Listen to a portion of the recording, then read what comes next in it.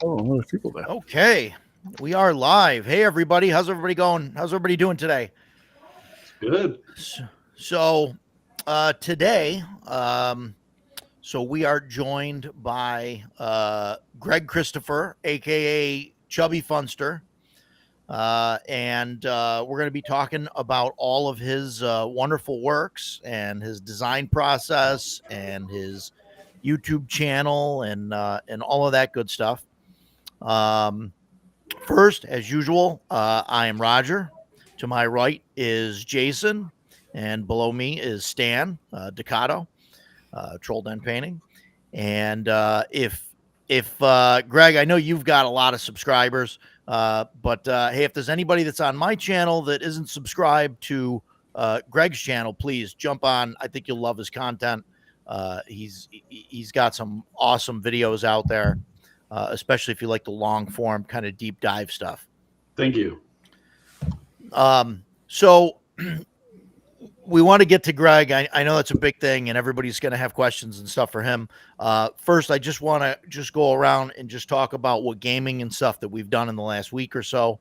I really don't have much that I've done in the last week. We just had our campaign on Sunday with Jason. He's in my home game, and a few of the other guys, and we're playing low levels this week. Level one, brand new. The high level guys are like 8, 9, something like that. Yeah, the higher level guys, and so we did first level, brand new first level guys doing some wilderness exploration and stuff. It was really a good time. And I'm prepping to run my my superhero game short campaign. It's going to be 4 or 5 sessions. That's what I got there. Yeah, and you got a super chat there. Yeah, thank you, my Air Trumpet. Air Trumpet is in Australia.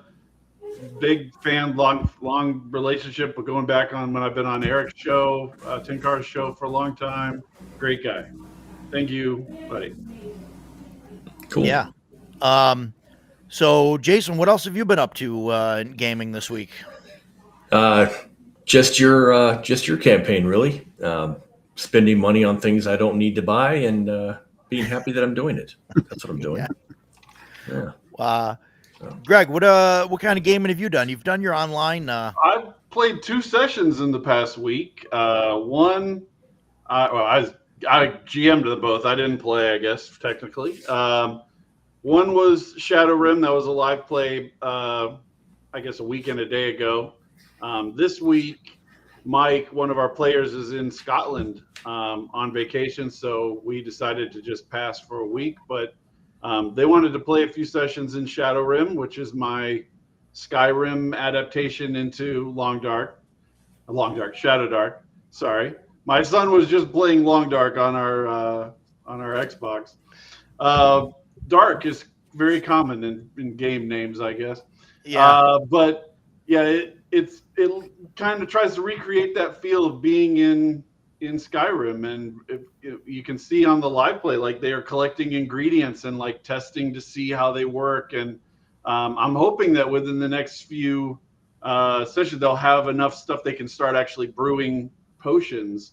One of the criticisms, there haven't been a lot of criticisms of Shadowrun, but one of the consistent things is people say that, like, they feel like just rolling off the star sign isn't as strong as a default Shadow Dark character. And I'm like, yeah, but a default Shadow Dark character can't do alchemy, and they can't do enchanting, and they can't do all these things that are built into the core. So yeah, I think it's really good to see it be created. Bacon's in the chat. He's playing in there with us. Death Angel Shadow, and then Erudite DM Mike playing in there. And my friend Luke is also my Saturday night game. He's on that game as well. And then on Saturday night, we played Gods of the Forbidden North, and they almost got killed by a wild card guy who, as written in the book, he's just a halfling who's looking to hire people to go on a quest up to the northern parts of the tundra. Mm-hmm. And I had to have Rob Alderman, who wrote the book, occasionally plays with us. So I have to keep things really different so he's not figuring everything out automatically. And sure. So turn this guy into like a total wild card who just does all kinds of crazy stuff. And he's now pursuing them and stealing from them and all kinds of things. And he tried to lock him into a barrow mound and kill him last Saturday. I made a post on my YouTube channel about it. So it's been good. We're in like a golden age of role-playing games. I couldn't ask for more. So yeah, excellent. This is the highlight of my Sunday session right here. Ran away from a single hill giant. We had four first level guys, and they were debating. Not a bad plan, really. No, and we didn't. It's not like we were attacked by the hill giant. My ranger saw the hill giant and said we should go the other way, and that's what we did. Yeah. Yes. Yeah. What was the encounter distance on that? At least 150 feet. What happened was my ranger was skying ahead, and I saw a deer, and I drew my bow back to shoot dinner, and a huge boulder came down and smashed the deer, and I said, "Oh my God!" So of course I hid and crept back, and then I asked the DM, "Okay, so the giant, I can see him," and he said, "Yeah." And I said, "Okay, how far away did he throw that boulder?" He said, "Well, it's at least 150 feet," and I'm looking at my longbow, going, "Well, out of my range." So I crept back and said, "There's a giant over there. We need to go the other way." And Ken is playing a paladin, and he was like, "Well, why wouldn't we go attack the giant?" And I was like, it's a giant, and he throws big rocks that single shot deer. I know. Maybe we'll come back later and find him." And he was like, "Oh, fine." We also avoided some ogres. Same situation. We're still alive. So as far as I'm concerned, we made the right decision. That's right. And people make comments in my YouTube videos like, "You just randomly killed this dude, but you guys managed to not get killed by using your brain." That's right. Yeah.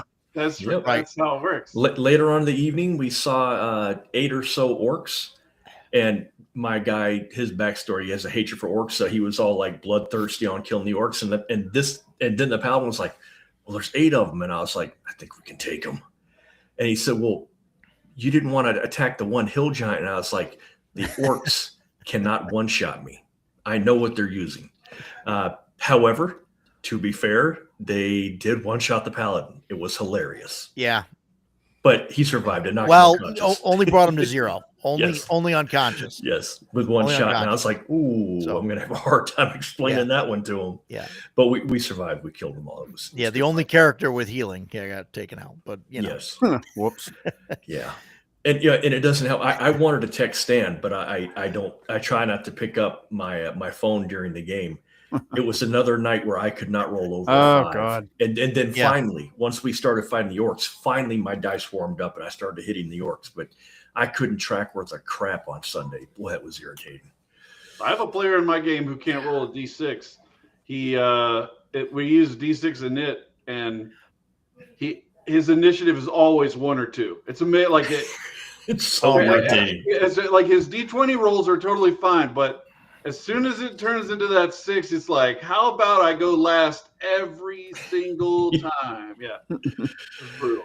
Yeah. I can't. I have as a GM, I have the opposite problem with D6s, and I know that it's not the dice because they're like red clear dice. I've bought 100 pack of them, and I use that when I need a handful, so they're always different.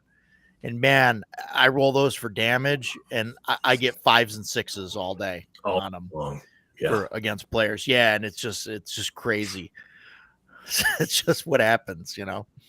But I'm playing a Ranger. Oh, sorry, man, go ahead.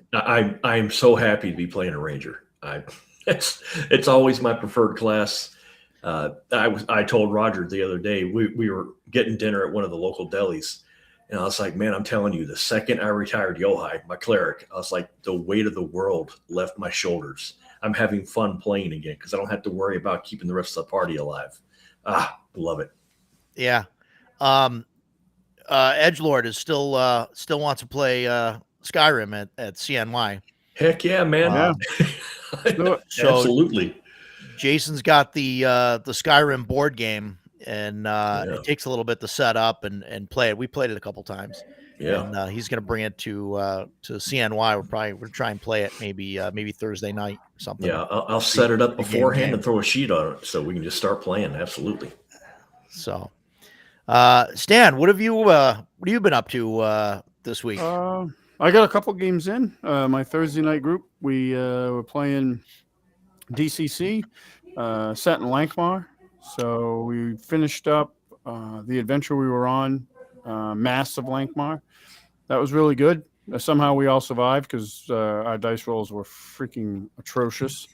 And our wizard character, which isn't me, went down like 3 times in the whole session, like the entire session. We kept saving them, and it's just, I don't know. So, Stan, are you playing in this one, or are you running it? Yeah, no, I'm playing. I play a thief.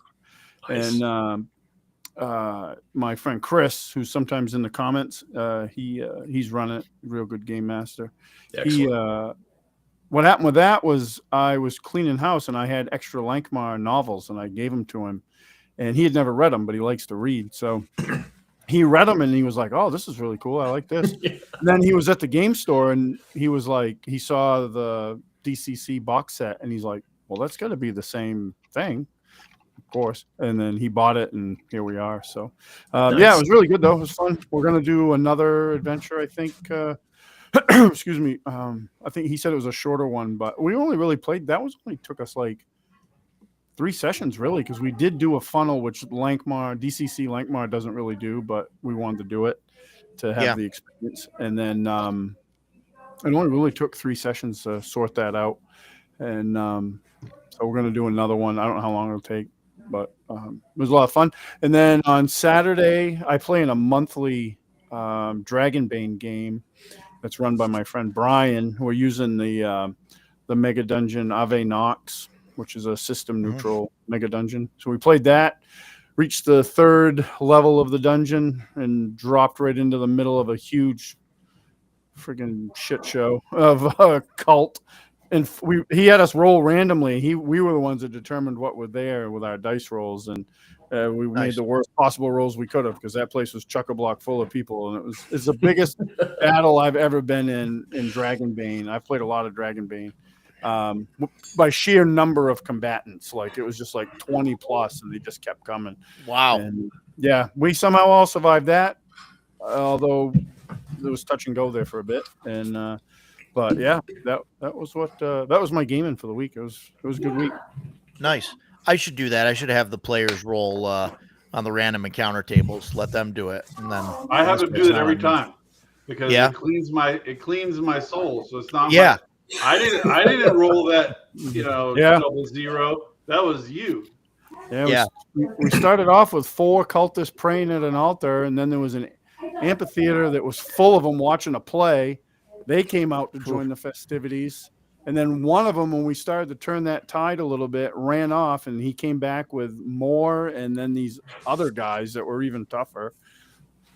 It was, if we didn't have our we have henchmen, which is helpful. So it was, give us some extra bodies, but it was still, that was a pretty tough fight. It was actually, I was talking about it today. I was working at the game store when I was talking to my friend, and it was interesting because, like, typically in Dragonbane, the combats are really fast, and this was longer because we weren't fighting a monster; we were fighting people. Several people. They're you're making rolls for everything. Where in the monster, you just roll for what attack they hit you with, and that's it. you don't have to roll for attacks or anything like that. You just roll the type of attack they do. So it was a longer combat too, but it's fun. Cool. What we didn't Edgelord, we didn't get the Shadow Rim yet. I'm holding back on the Skyrim talk as far as I can, because these guys are going to want to talk for a couple hours on that. So I want to make sure I can ask Greg all the questions that I want to that aren't Skyrim related before they go crazy on that. But no, it's okay. It'll come up. I'm sure it'll weave its way in. It's my favorite baby out of all of them so far. No, and I like the game. I don't want to sound like I'm bad mouthing. I'm just not as invested in the Skyrim world. Shadowrim, though, I think is fantastic. I really do. I kind of want to run it. The only reason that I won't run it or feel that I shouldn't run it is because Jason will definitely be in the game, and I think he'll critique every bit of it. I won't, dude. I won't. I know. Why can't he run it? Well, you just let him run it. Let him run it, yeah. Because then I won't get to play. He wants to play it, yeah. I want to play. What have you guys bought anything or got anything cool in the mail showing up in the last couple weeks or so?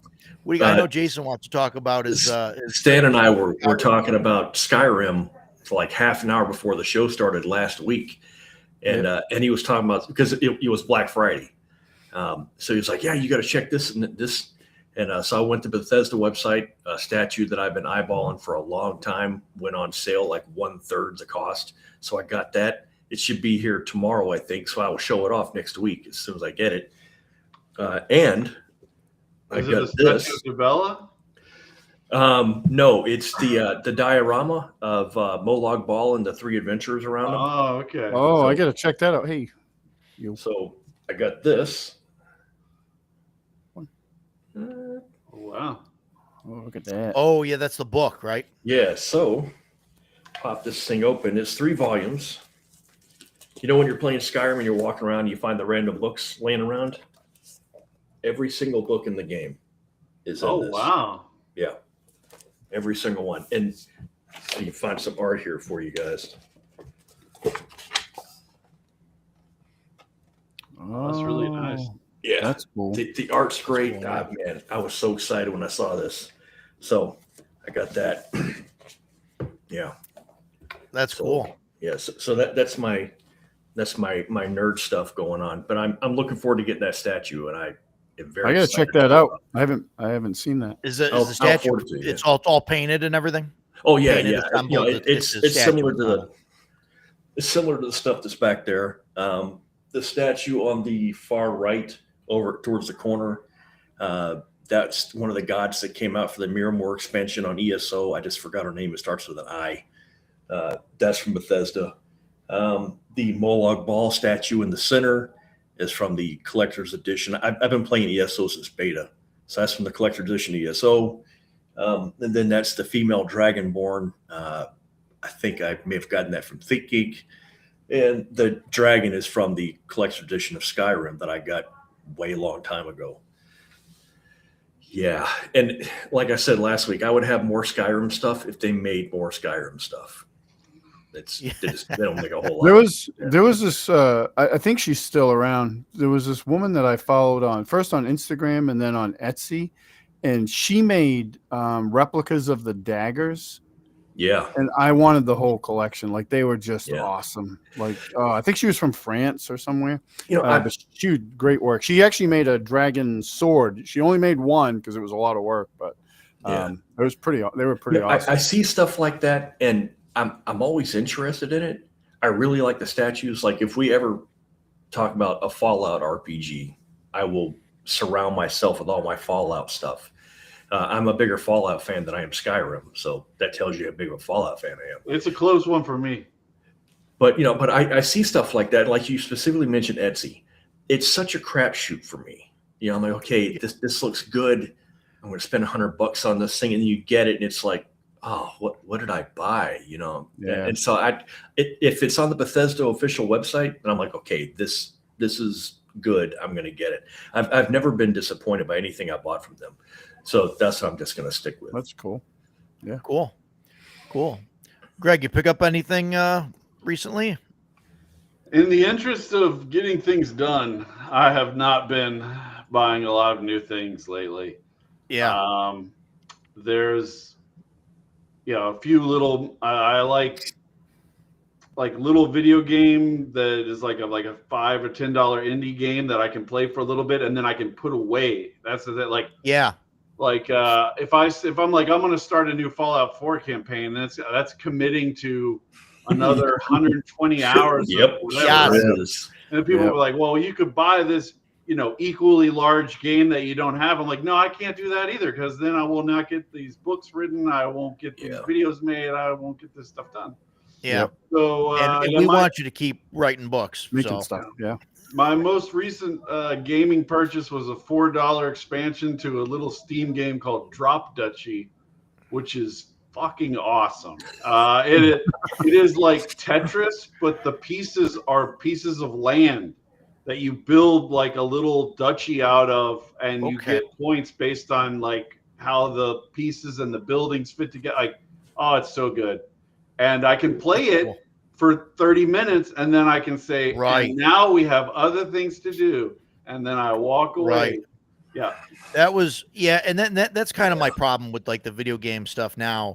Like I tried to get into Elden Ring, and I didn't like the Souls based like aspect to it.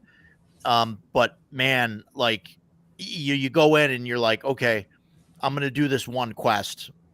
And it's like, okay, well, now on the way to like do this thing, there's like 8 more things that you have to do and all this 4 other stuff. hours later. Yeah. Before you know it, it's like, the sun set and came back up again. And, so I try and like avoid like the large, video games and things like that, for those reasons.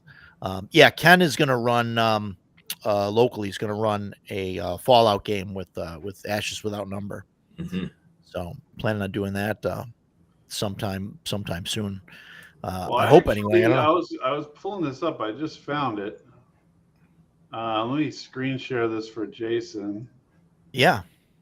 So this is somebody used an exporter to pull everything out of Fallout 4 from a vertical angle in the game assets and created this. And then I modified it heavily with Photoshop so that it wasn't the same colors. It wasn't the same anything, so that it would minimize the chance of Bethesda being upset about it. But I never developed anything to work with it.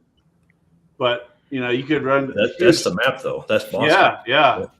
And I made a frame and a lot of the classes for doing like a traveler type character creation for Fallout characters, where they had like a certain amount of time they'd already been in the wasteland. Like the longer that they'd been out there was a bigger risk of having bad things happen to them, just like in Traveler. Yeah. And then you would end up with a competent person rather than a level 1 person who doesn't know shit about So the idea was great, but it just, like many things, I have a whole graveyard folder of ideas that were never developed. But I would love to be able to do something like that if I had the focus and the time. Yeah, that'd be cool. Yeah, that'd be awesome. That's neat. So you got a map already. I always start with maps and layout, because I have to imagine what it's going to be like. Yeah, and then fill it in rather than. I don't know how people do it, where they just make an endless Word document of hundreds and hundreds and hundreds of pages of words with no visual component to it. I could never do that. Yeah. Interesting. Yeah. Stan, what about you? You pick up anything new? Yeah. I had a pretty good haul this with Black Friday and stuff. I got let's see what I get.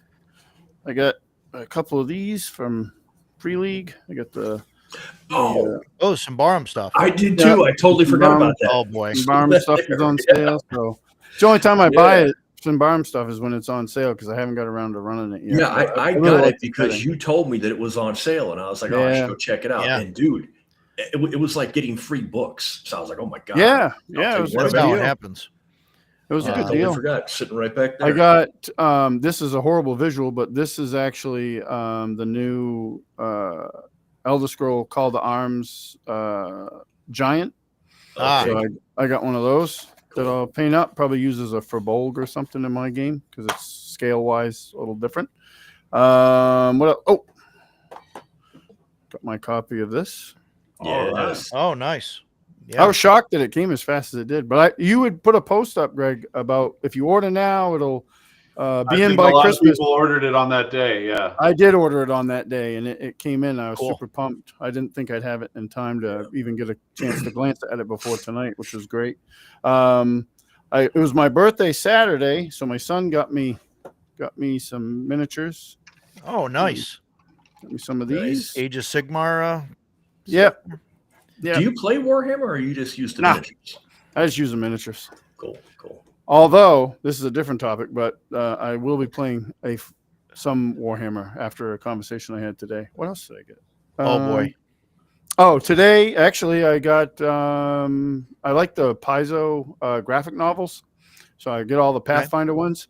And when I got the latest Pathfinder one, I found out they had a Starfinder one, so I ordered that. That actually showed up today, but I haven't even barely looked at it because I worked all day. So, Edgelord, I have no idea if Call to Arms is any good. I just like the miniatures because I'm a Skyrim nerd.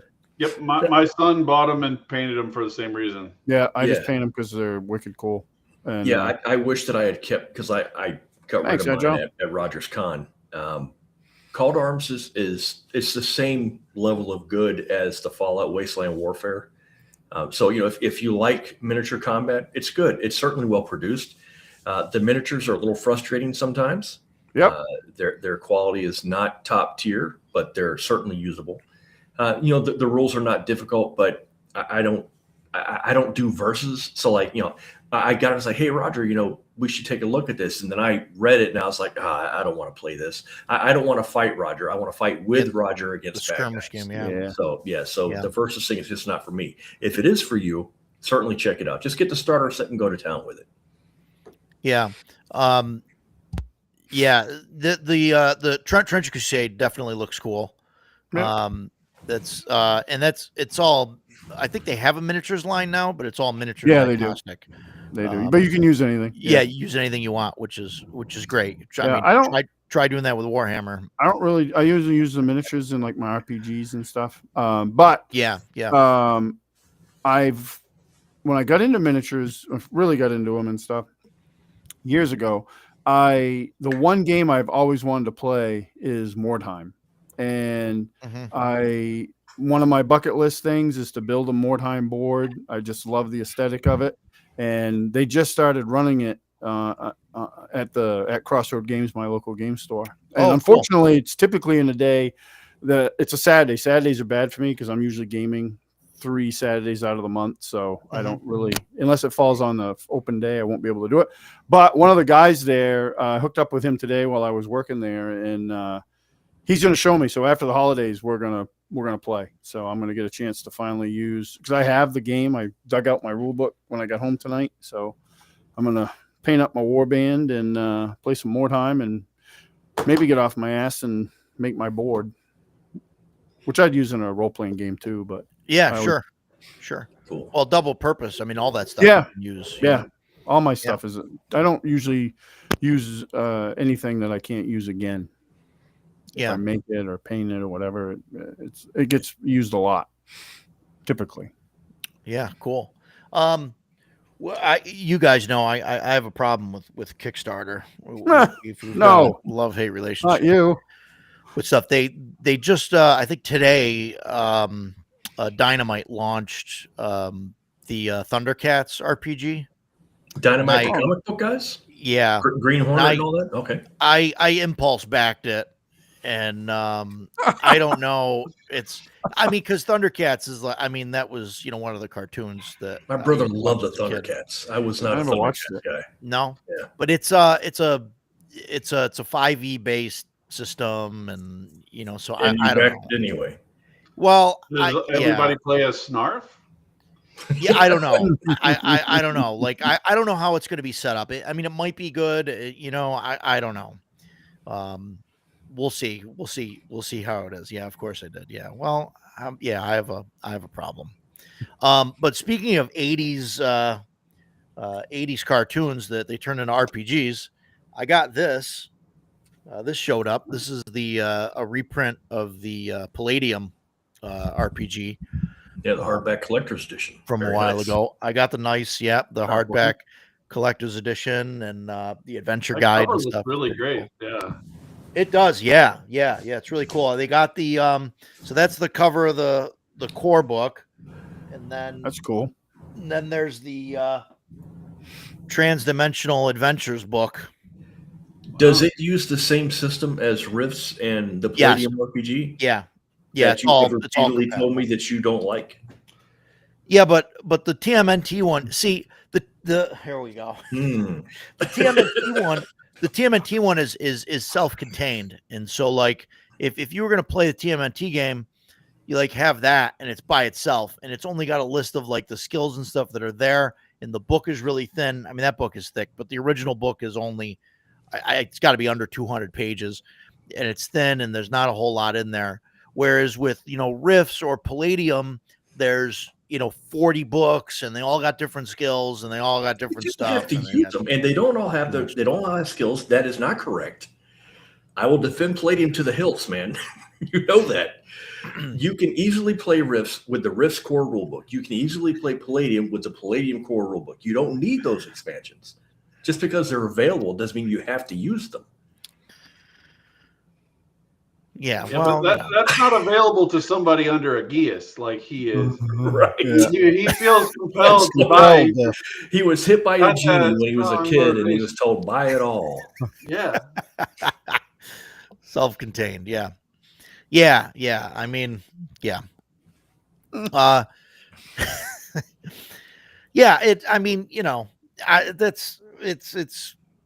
cool stuff. I don't know. We'll see what happens. I picked this up at a convention a few weeks ago because of you, Greg. This is all your fault. Because you said it was amazing, and then put a whole video guide. I don't actually have the physical box. That's awesome. Like, I've never seen it at local stores, and I know if I bought it, I don't have anybody to play with it here except my son. I play it all online on VTT, and I already have my VTT all set up for it and everything. If they had it at my local store, I'd probably feel compelled to buy it at some point. But what VTT do you use? I just use Roll20 for it because not only do I use Roll20 with my game groups, but I've run several games for team building, I guess is the best word for it, team building at work, and played it with somebody who's never even played a role-playing game before. Roll20 is so simple and easy enough to use. They don't have to learn how to use macros of any kind. They don't have to use any of that stuff. And I can just take someone who I've worked with. We all work remote in my company. So I take somebody that I've worked with. I can just explain a few things and give them access to this, and it works, right? And they can see where they are in the place and move their token around, and I don't need to have it fully model the whole system, integrated checks and all kinds of stuff like that. I can just make it work. Mm-hmm. The barrier to teaching a brand new person how to use Roll20 is incredibly low. /R and then type whatever, you're good. Yeah, right. Absolutely true. Yeah. Have you seen the new Alien book, Greg?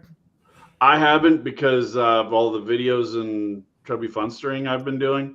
I got Destroyer of Worlds 2 years ago when I had a much lower workload. Now it's so much. I with so many things today. This is not just Alien. There's a huge risk of buying right after it comes out, because so many products get corrupted, whether it's a movie or a video game or something like I'm glad I didn't buy Starfield from Bethesda on the day that it came out. I'm glad, because it's not for me. I wouldn't have known that, because all the predictions that you would have in the past of this is made by a company that I can trust, that's no longer true. This is made by a team or made by I know that it's going to appeal. So I almost wait 6 months on anything, even unless it's from somebody I personally know. Like I would just caution. I don't want. I'm just tired of swinging and missing the football. Lucy keeps pulling out the football, and I'm done with it. Man, you mentioned Starfield. I am one of those guys. Pre-ordered, super excited. Greg, you got a super chat. Yeah, I was just saying, Bart Madley, thank you so much. Great comments in here and on a bunch of the videos that I've been doing. Much appreciated. Just wanted to make sure you got it before he headed out. Yeah, since he was leaving. So, go ahead, Jason. Yeah, sorry about that, Jason. Yeah, Starfield, man. I was super excited for it. Todd Howard said it was basically Skyrim in space. Well, man, you want to sell me a game, you call it Skyrim in space. And I'm a pre-order sucker. Got the collector's edition. Boy, I finished it just out of a force of will. Very unhappy with it. Uninstalled it the second I finished it.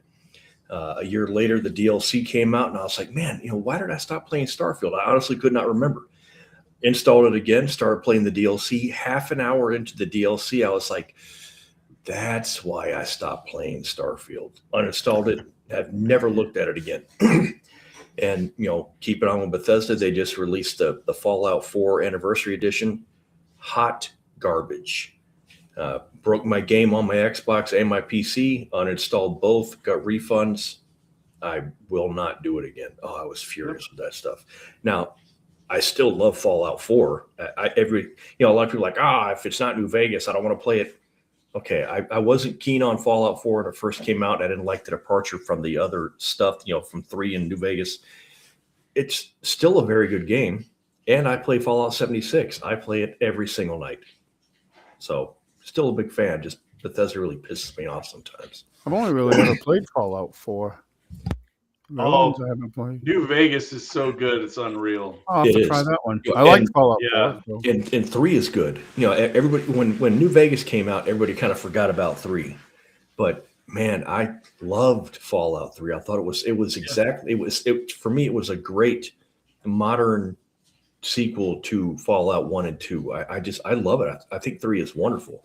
But New Vegas, man, and dude, the DLC for New Vegas, all of it is incredible. Oh boy, just yes. Yeah, and like you can get Fallout New Vegas for like $9. Perfect. The Game of the Year edition has all the DLC. Just go get it and play it. I promise you'll love it. I will for sure. Yep. Agile Monk, thanks, buddy. Longtime fan as well, friend. He's a good dude. I didn't even know you had a Kickstarter coming in 2026. It's going to be good. What do you got? What do you got coming out? Tell us more about it. Well, where are we going? Oh, even the modders gave up on Starfield. Is not good. Yeah, It looked like crap.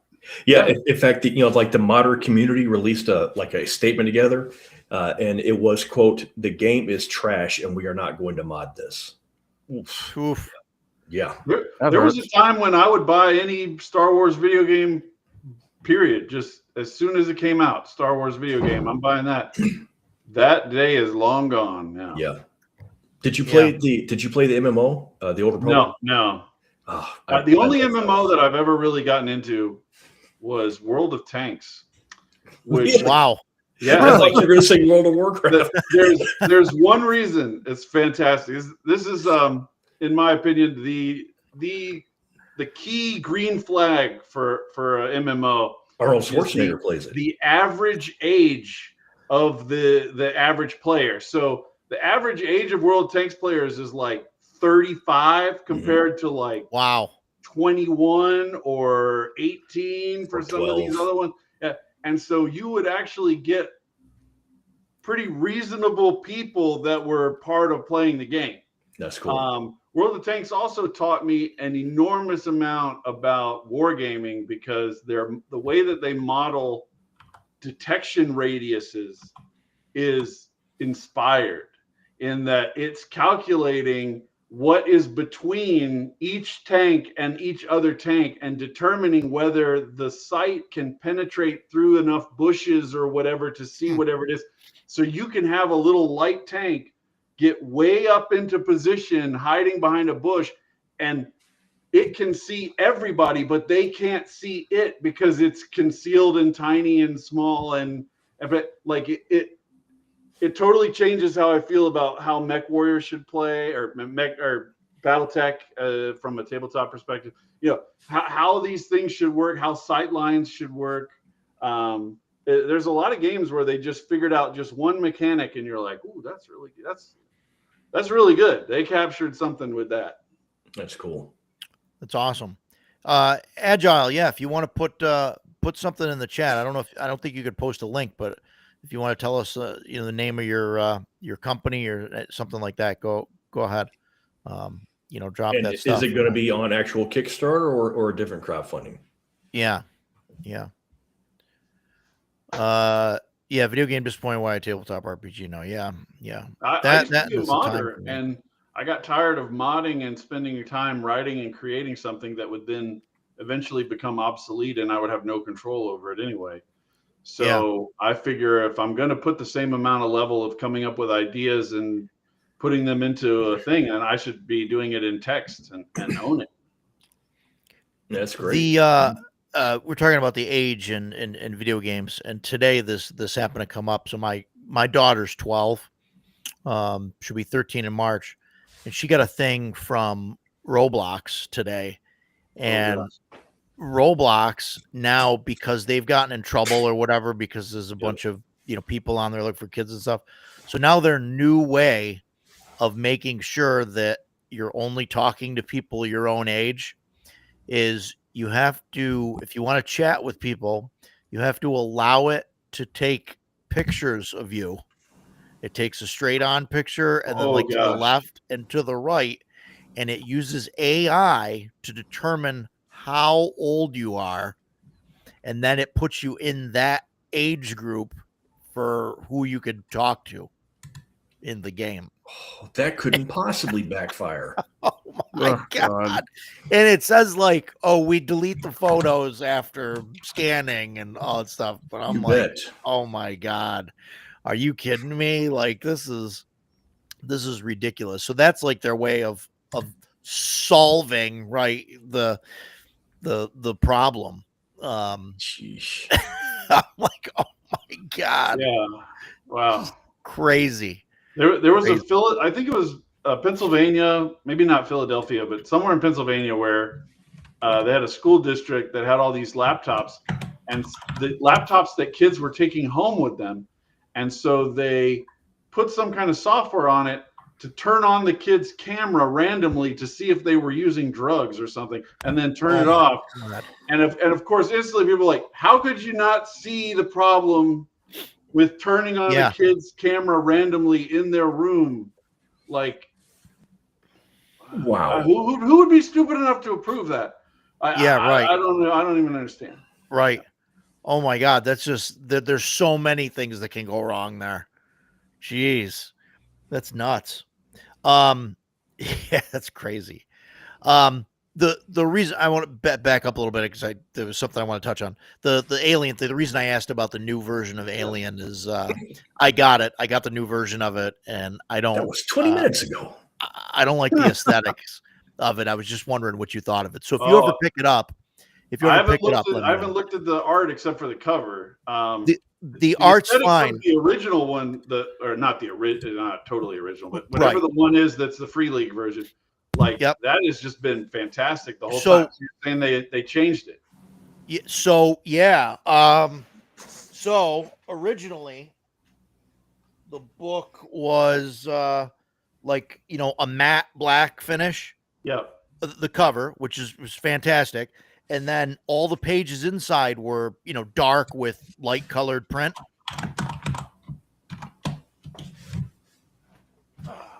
So we got, this is the original one.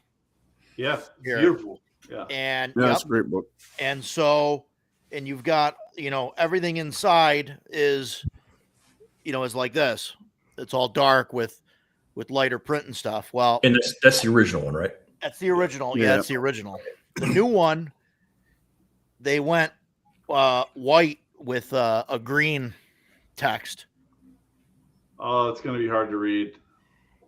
And I mean, I think it's okay. Better than yellow, but I guess it's still not. Yeah, I mean, but it's not. And the cover is like a gloss. It's not a matte, which is fine. I mean, it's but the whole thing is like I said, it's white background with this green kind of print, and I think it's okay. I think Matt said it best last week when he said, like, if that was the first edition, was like that, it'd be fine. But because of the first edition one being, the dark, light on dark, that it makes this version look bad. Yeah, but it ties into what we were talking about games being a hit or miss. Is the thing that hurts is knowing how good it could be. Yeah.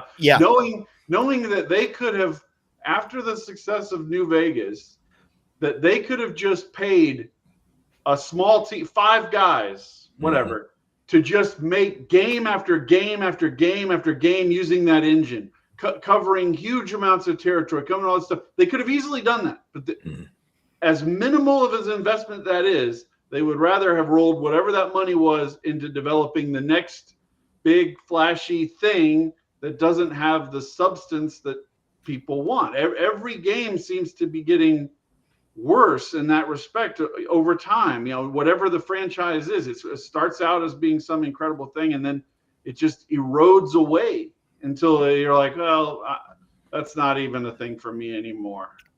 I only play the original one. I don't play, Fallout 8 or whatever they get up to when they end up crashing out. It sucks that we know that it can be done better. Yeah.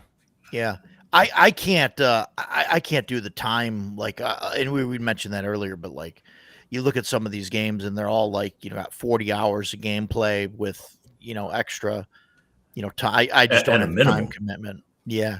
I mean, that's great. I know for like value, if you're going to pay $60, $70 for a game, obviously you don't want to finish it in 8 hours. Like, I get it, but like, it's not for me. I'm going to have to start playing World of Tanks. I think that's the, my son plays games like Far Cry, and I love Far Cry. And I'm like, I like them, up until 6.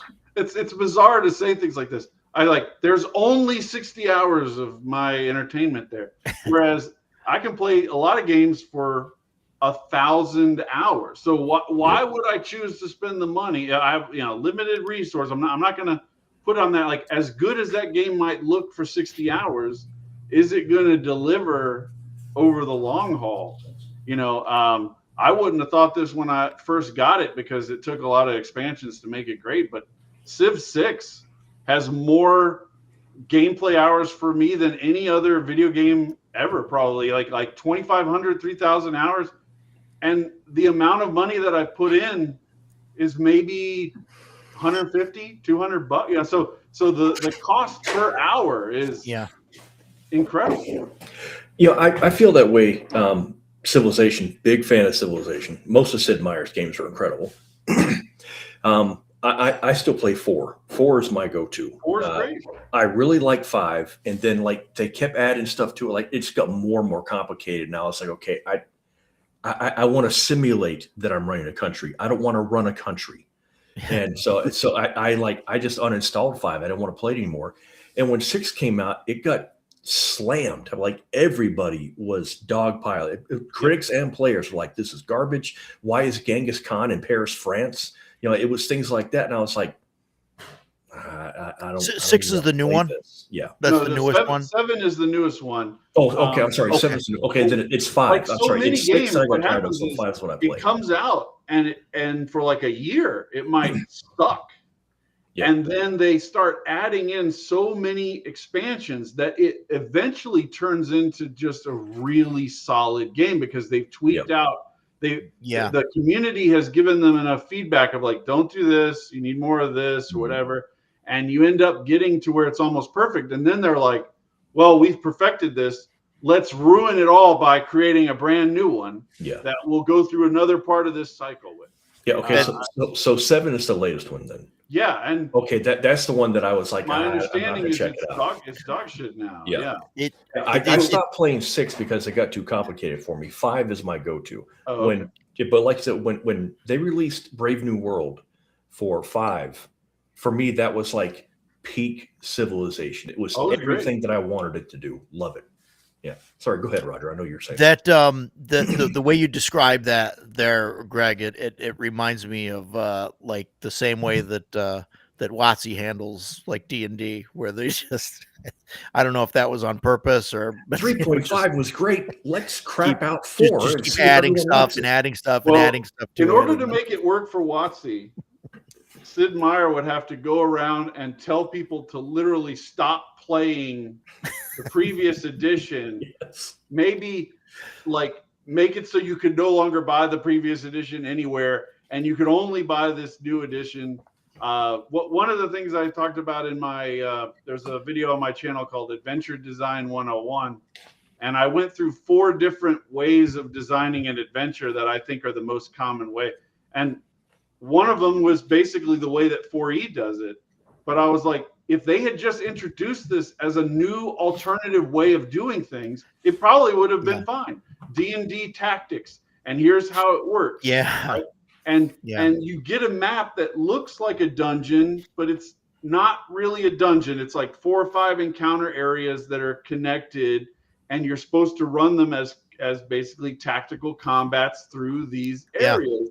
And that would be totally fine if it wasn't them saying, this is D&D now, you have to play it, this is how D&D works. And people are like, no, this is not how D&D works. So they're victims of their own hubris. They cannot just accept that this thing is good, we're going to continue it, but we're going to also create a new thing.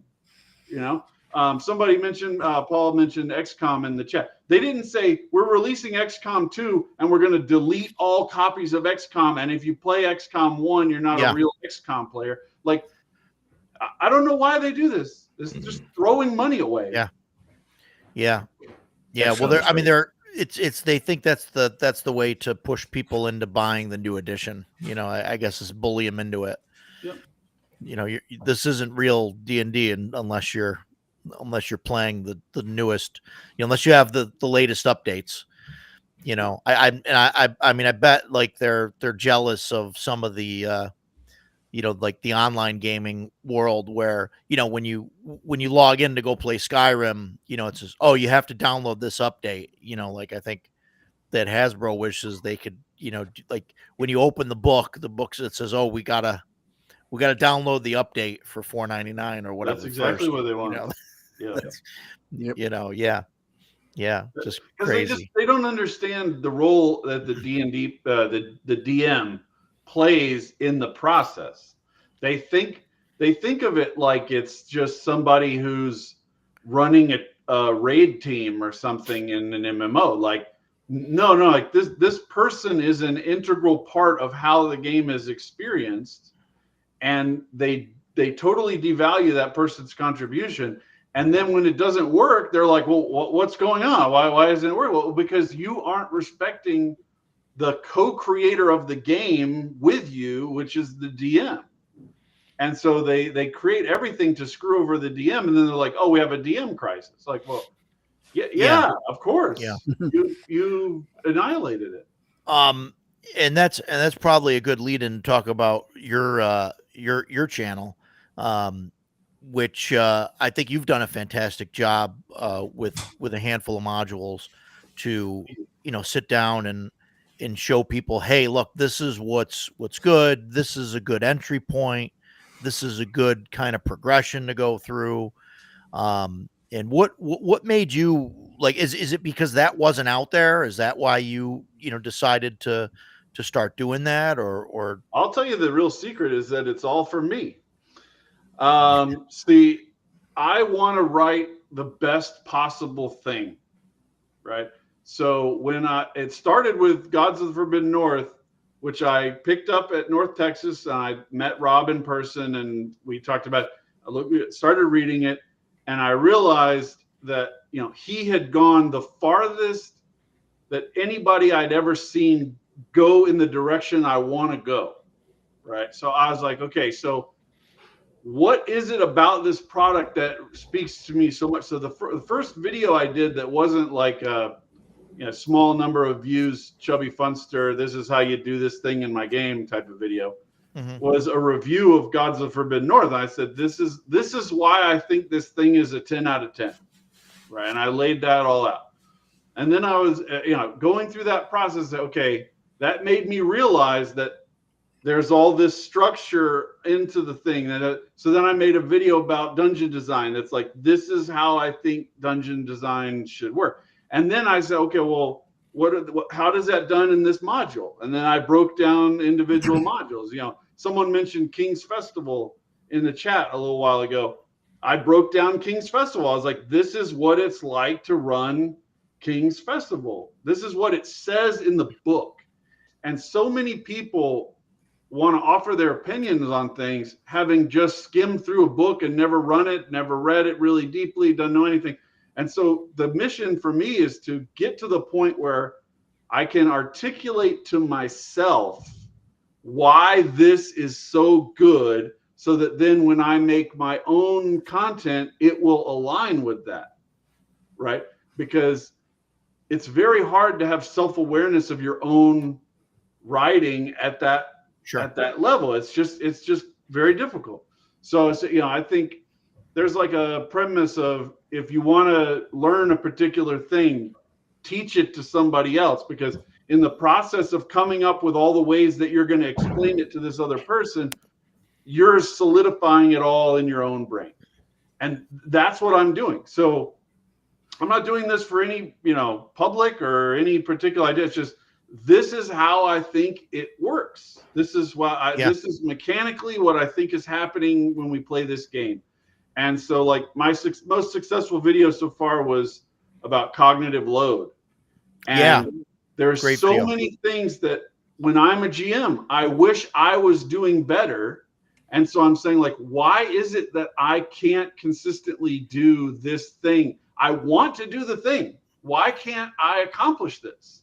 And the reason is because at the time I'm trying to do the thing, there's all these things going on in my head for other systems in the game, and I'm overlooking that thing consistently. And say, so how can we design a game or a module or whatever it is so that doesn't happen, right? So, like, I have a hard time remembering when people have light sources or don't, right? Just being on a VTT where I have to turn on auras and stuff, that makes me manually think about it in a way that I didn't think about before I had a VTT. So, like, what tools can we create, like Torch Timer in Shadow Dark, or equipment slots so that you can't really cheat encumbrance, or this or that, different thing. That's one of the reasons I like Shadow Dark, is it most aligns with those ideas. But there's so much more to be done. I mean, Shadow Dark is just a step in the right direction in terms of dealing with, how can I make sure I don't forget that they're paying their hirelings? I don't know. I don't have an answer to that question. I'm constantly running into that. I constantly forget to ask, hey, did you pay that mercenary group that you hired to defend your fort? I can't remember that. Why? How can I fix that? So the whole architecture of all these videos is for me to answer those questions. Well, I can answer that question if you haven't answered it yourself yet.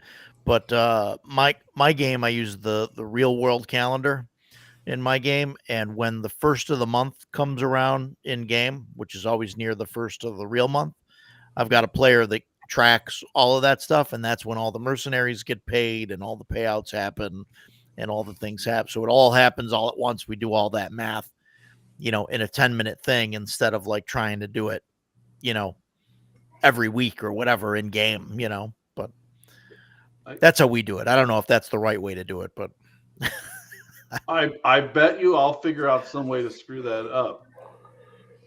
Well, I'll forget to ask.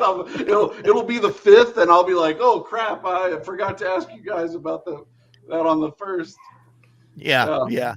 But that's what I'm saying. Like, that's what I want to work towards, is some kind of structure, some kind of way to run the game, way to write the material so that it's easier for people to remember. A lot of just books they're written in a linear fashion rather than in chunks that the GM can more easily load into their brain. There's all kinds of different ways that we can improve just the writing process. Just the layout, the presentation. I do my own layout. I've done layout for my job for a long time.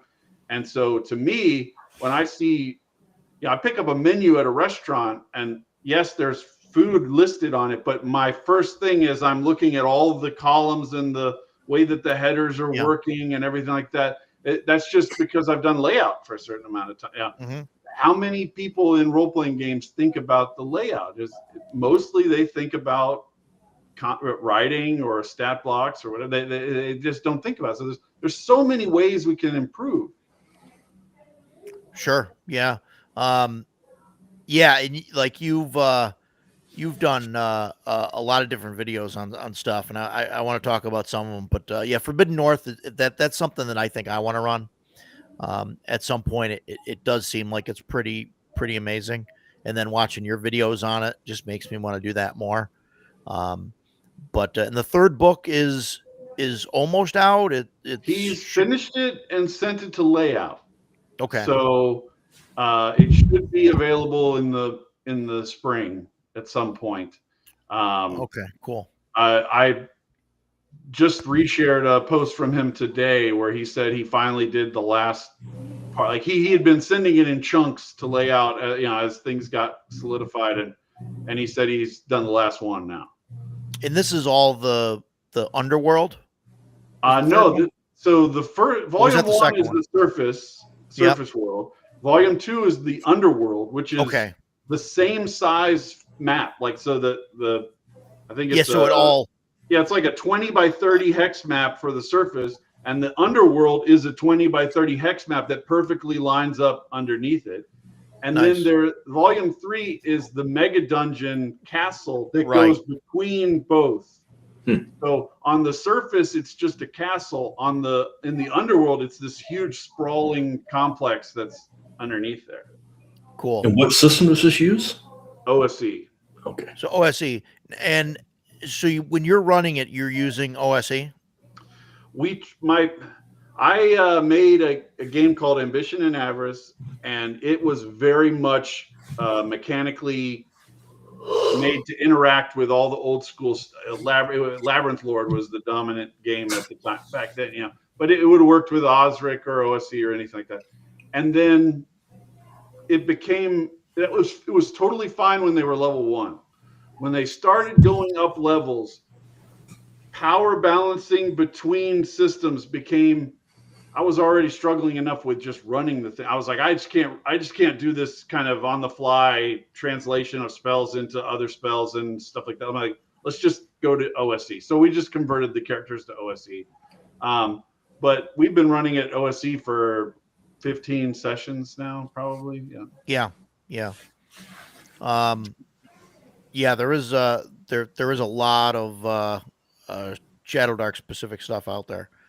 But people have asked me, like, could you run it in Shadow Dark? And the problem is that the power curve levels in OSE, Labyrinth Lord, Osric type games compared to Shadow Dark are just different.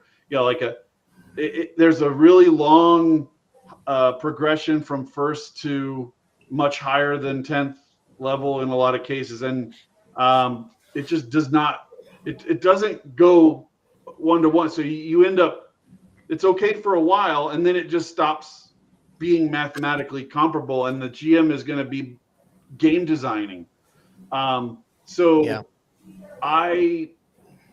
think Rob said his task after Volume 3 is to begin doing conversions, and he's debating between 5e and Shadow Dark. He used to be really convinced that 5e was the best choice monetarily, popularity wise, but he has gotten so many requests for it in Shadow Dark that he's like, well, maybe I should do it in Shadow Dark first. So I don't know what his final decision is going to be.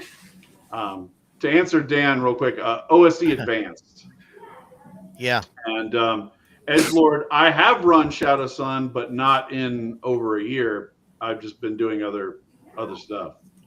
There's a thing when you write your own material where you've play tested before it even goes to market. You've play tested and you've run it so much. After it goes to market, you play it for a little while, and then you're like, I played way more of this game than you guys. I'm gonna do something else. You know. Well, and you got to start play testing the next thing. That's right. Yeah. So yeah, I've been enjoying the Forbidden North stuff, and that's I wanted to buy it. Somebody had it at auction at CNY, and I bid on it, but Tankar beat me to it. I heard about this. Yeah. Yeah. So the premium Kickstarter edition ones are. I mean, the paper quality, the way it feels in your hand, it's just it's very nice. Yeah, that's cool. And I don't know if there's another Kickstarter for it. I don't know why I never backed it. I probably should have. I back everything else, but so I don't know why that slipped through. But if he ends up doing another Kickstarter, I'm definitely going to be, in on that. Otherwise, I'll get the PDFs first and then go from there. But I was thinking about running it in Shadow Dark. That's, that would probably be right. You could probably get up to level 3 or 4 before you started having serious issues, but then it will start to differ. Yeah, sure. There's so many more gradations and spell levels. The higher you get, like the difference between a 3rd level Shadow Dark spell and a 3rd level OSE spell starts to get really big. And there's a thing Alexander McCrease talks about with rules light systems, where eventually the GM has to make so many house rules that he's becoming more of the game designer than the system. Right. Yeah, it takes longer with different systems, but it can happen. And I think it would really happen if you were trying to meld between 2 incompatible things, because you're going to have to be coming up with all of the connections. Yeah, rules light is really rules heavy, just not yet. It's for the GM to do. Yeah. I mean, eventually it gets there. A lot of people who advocate for it, they have basically a software loaded on their brain that runs a particular thing, no matter whether they're running. They could be running Alien, they could be running OSE, they could be running Walking Dead. Doesn't matter, because they're using the same resolution, the same kind of instinctive response to different problems. So for them, it's okay to be rules light. They could do it in Star Wars because the game they're really running is in their head. It's not easy D6 or whatever you're running out. It's that their brain is the game engine. Yeah. Sure. Yeah, absolutely. Yeah, and I like rules light systems, and I mean, I think they have a place. I think they're good for smaller campaigns.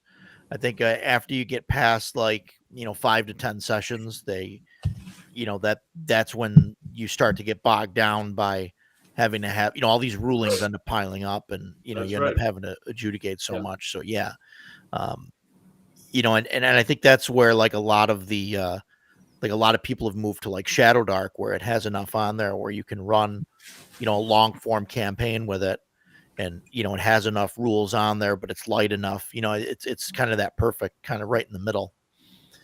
We don't have a whole load of rules and stuff to deal with, but it's not, it's not like a Morkborg or something like that where, there's really nothing there, So my opinion anyway, but I agree. Yeah. I agree. Yeah. Run their thief 100 feet ahead of the party in the dungeon, leaving marks on the floor and chalkmarks, letting the party know which way they go. I mean, I don't. We don't normally do that. We just have the party. The thief kind of just goes back and tells the party where they're going or whatever. I've never seen that. 100 feet is a long way inside a dungeon. in a Usually dungeon. the Yeah, thief is afraid of getting killed out there 100 feet up. yeah. I'll run my ranger out in the wilderness well in front of the party. I have no problem at all doing that. But man, 100 feet inside a dungeon. Yeah, that's not dead good. thief. Our party thief, he'll do it, but he usually has the party ranger with him. Okay. Wow. Cover all the bases. Yeah, he's like, Yeah. I'm not going out Yeah, there there by you go. myself. Unless I Well, have that's to. why thieves are cheap. Yeah, That's the one class that my guys in Forbidden North have really not had a lot of PCs in, because the solutions that they have are usually so conservative that they don't need a thief for it. The thief is for like bold moves, and they're like, oh no, we're not going to go in there. We're going to set a fire out here and put smoke in that, and then they'll come out to us. I'm not going down that dark tunnel. Yeah. What do you need a thief for if you're doing everything, outside or out in the open? Yeah, sure. So for Forbidden North, that's definitely on my list. Destroyer Worlds, like I said, that's something that I definitely want to run. Using some of your videos there as as guidance on where to go.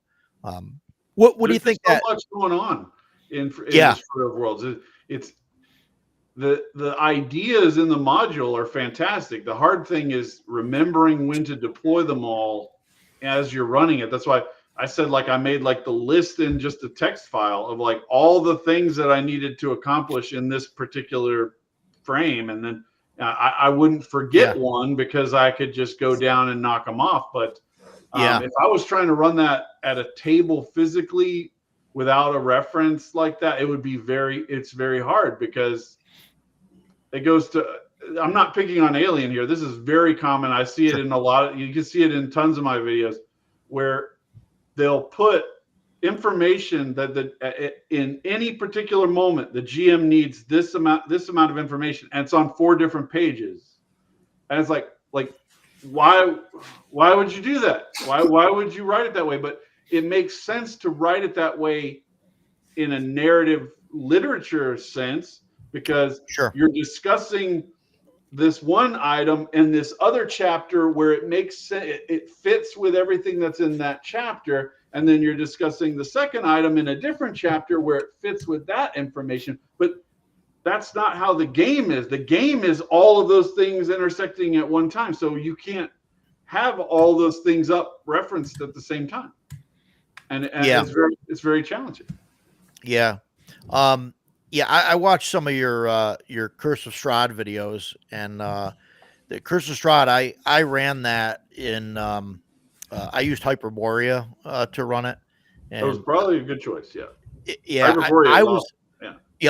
is great. It's fantastic. And I was a big fan of the original Ravenloft, and so Curse of Strahd seemed overwhelming, and I kind of ran in, I think, to like some of the same issues that you did going through it, is just like there's no like cohesive thing going on, and it's just everything seems like scattered all over the place. And I ended up having to I probably rewrote, I don't know, half of it, maybe a third of it at least, and put in stuff from some of the second edition. They had like a ton of, Ravenloft supplements and things like that. And just stuff from there I had, put in and rewrote areas. And what was it called? Something of Dread, right? I can't remember. Domains of Dread.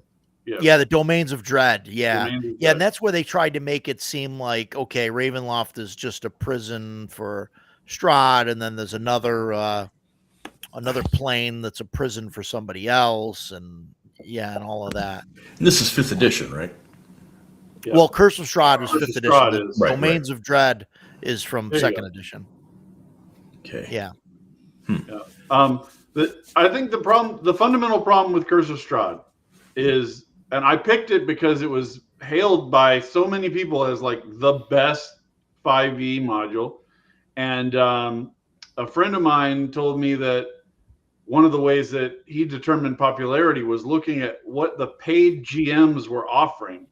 So like if you go to a thing and you're like, there's There's paid GM. What are they offering to run for you? That's probably the most popular because they're trying to appeal to the greatest number of people, right? So they're going to pick the most popular modules to run. So Curse of Strahd was like huge on the list, and I was like, okay, well, I think the kind of revolutionary innovation of my channel is reading the book. Like, I mean, it's not like it's not some magic idea that I had. Yeah. And what I found when you actually read the book is that what they took is they took I6 from the original Ravenloft, and they took all those ideas and they kept it in place. And then there's a loop in the module where you're in the town and then you go up to the castle, right? Mm-hmm. And so what they did was they said, well, what we're going to do is we're going to stop you from getting to the castle right away because it's going to be a level 9 dungeon. And then we're going to add a whole bunch of useless shit over here to the west. And we're going to put all this stuff together, and it's not going to make sense why a lot of it is even there. It's not going to make sense, but it's going to provide you with stuff to grind your way through so that you can eventually get back to Castle Ravenloft and like just run it without all that useless crap to the west. Just run it originally and you probably would have been fine. Or make the stuff that you insert good. Another possible option. But they didn't do either of those. And it's hard to look at a beautiful physical product and have the mental focus, I guess is the word. It's to just strip all the beauty of the physical body out of the thing and just look at the text. Mm-hmm. And people really can't do that. And you can just have absolute dog shit in a beautiful layout with great art, and people are like, "Ooh, this is really good," because it just hits that primitive part of their brain, you know. Like, but there was a part of the Curse of Strahd where I had a page up from the book, and on the other half of the screen, I just put it in Notepad, you know, and I'm like, this is the same thing. Right? This is the same thing, and it sucks in both sides. You know, just because it looks really good over here doesn't mean that it is good. It is just looking good. There's a lot of food that looks good that I've eaten and I don't want to eat it. It still looks good. There's no change. So that's been the thing. Like just reading. Sometimes I want to be like, I'll just strip the entire thing out into a Notepad file. And is it good as a Notepad file? Because if it's not, then it's not a good product anyway. Yeah. Yeah, no matter how much you dress it up or spray perfume on it or whatever. Yeah, it doesn't. Yeah. You know, that sort of thing's been around forever. I mean, advertising, advertising is all about making useless stuff look indispensable. But with WotC, it's the TikTok generation. You know, oh, this looks great. I'm going to get it. Regardless of whether it's good or not.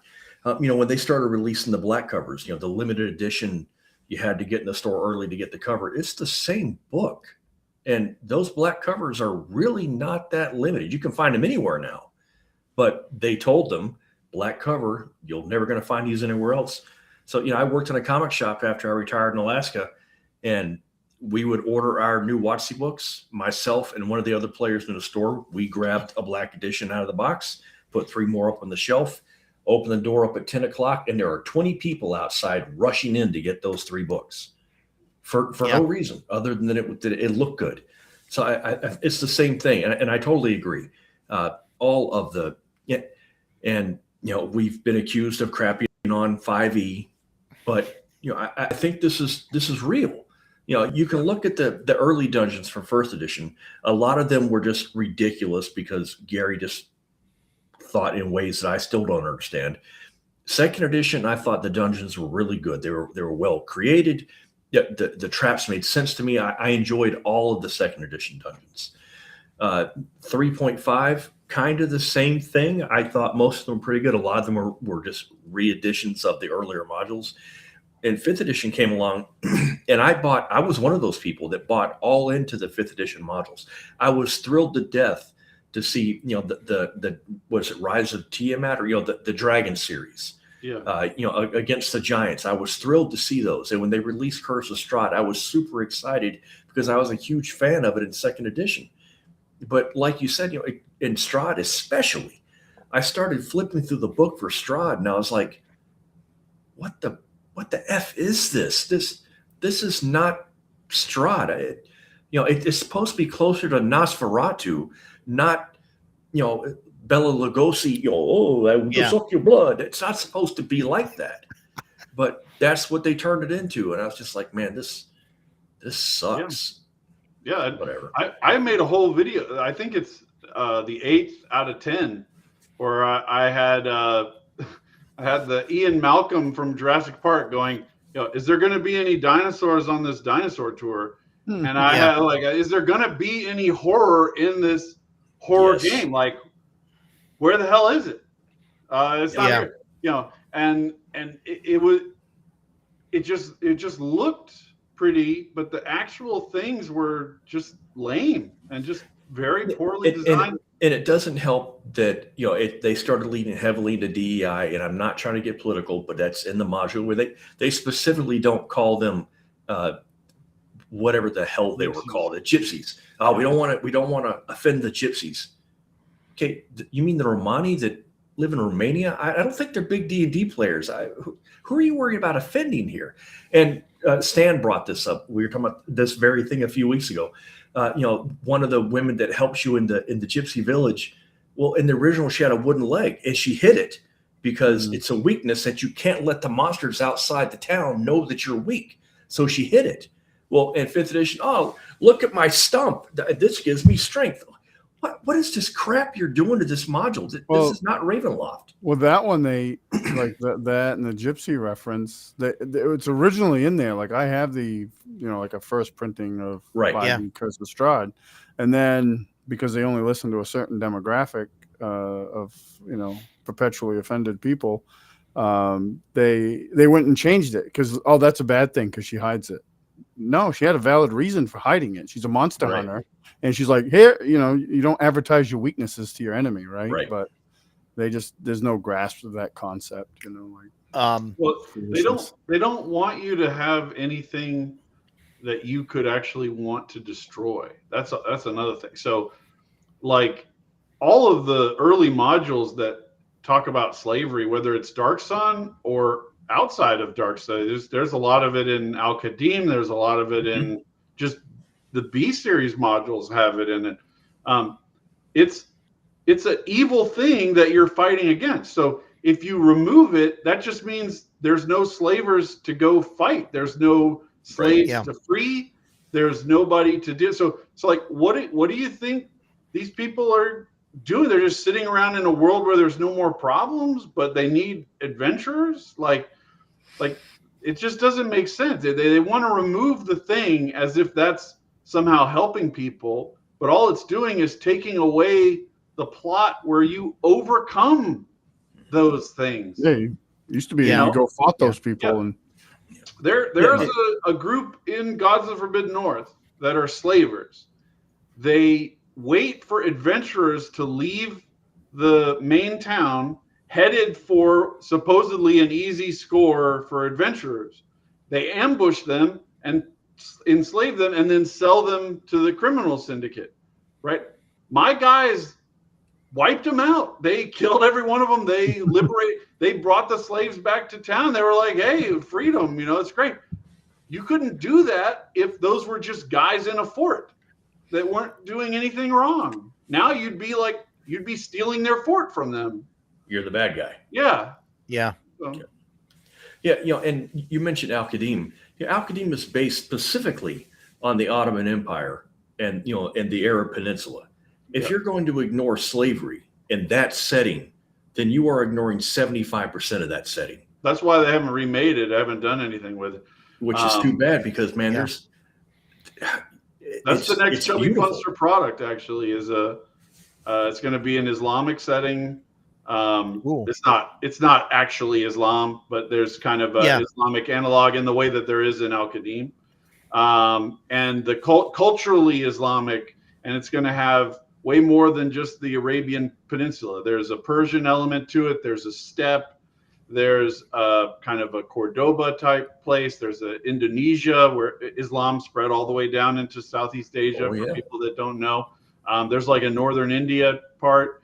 And using those things, because there's tons of great public domain art of all of those places, all of the buildings, all of the ruins, all of this kind of stuff that I wanted to tap into visually. And the number one thing that I've heard from people when I talk about it is they say, don't call it Islamic. Right. And I'm like, don't call it medieval fantasy then. Like, you're basing it on a particular set, like a particular part of life. And it's a great thing.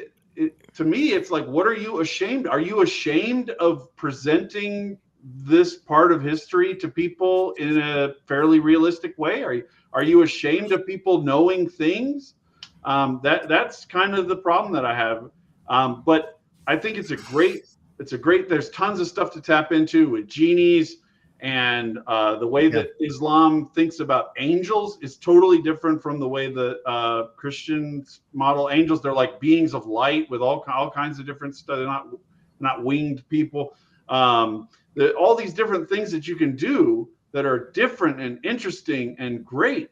I have a video on my channel about a module called Reunion, which was written by two women who loved Al-Qadim, and Al-Qadim had just been canceled.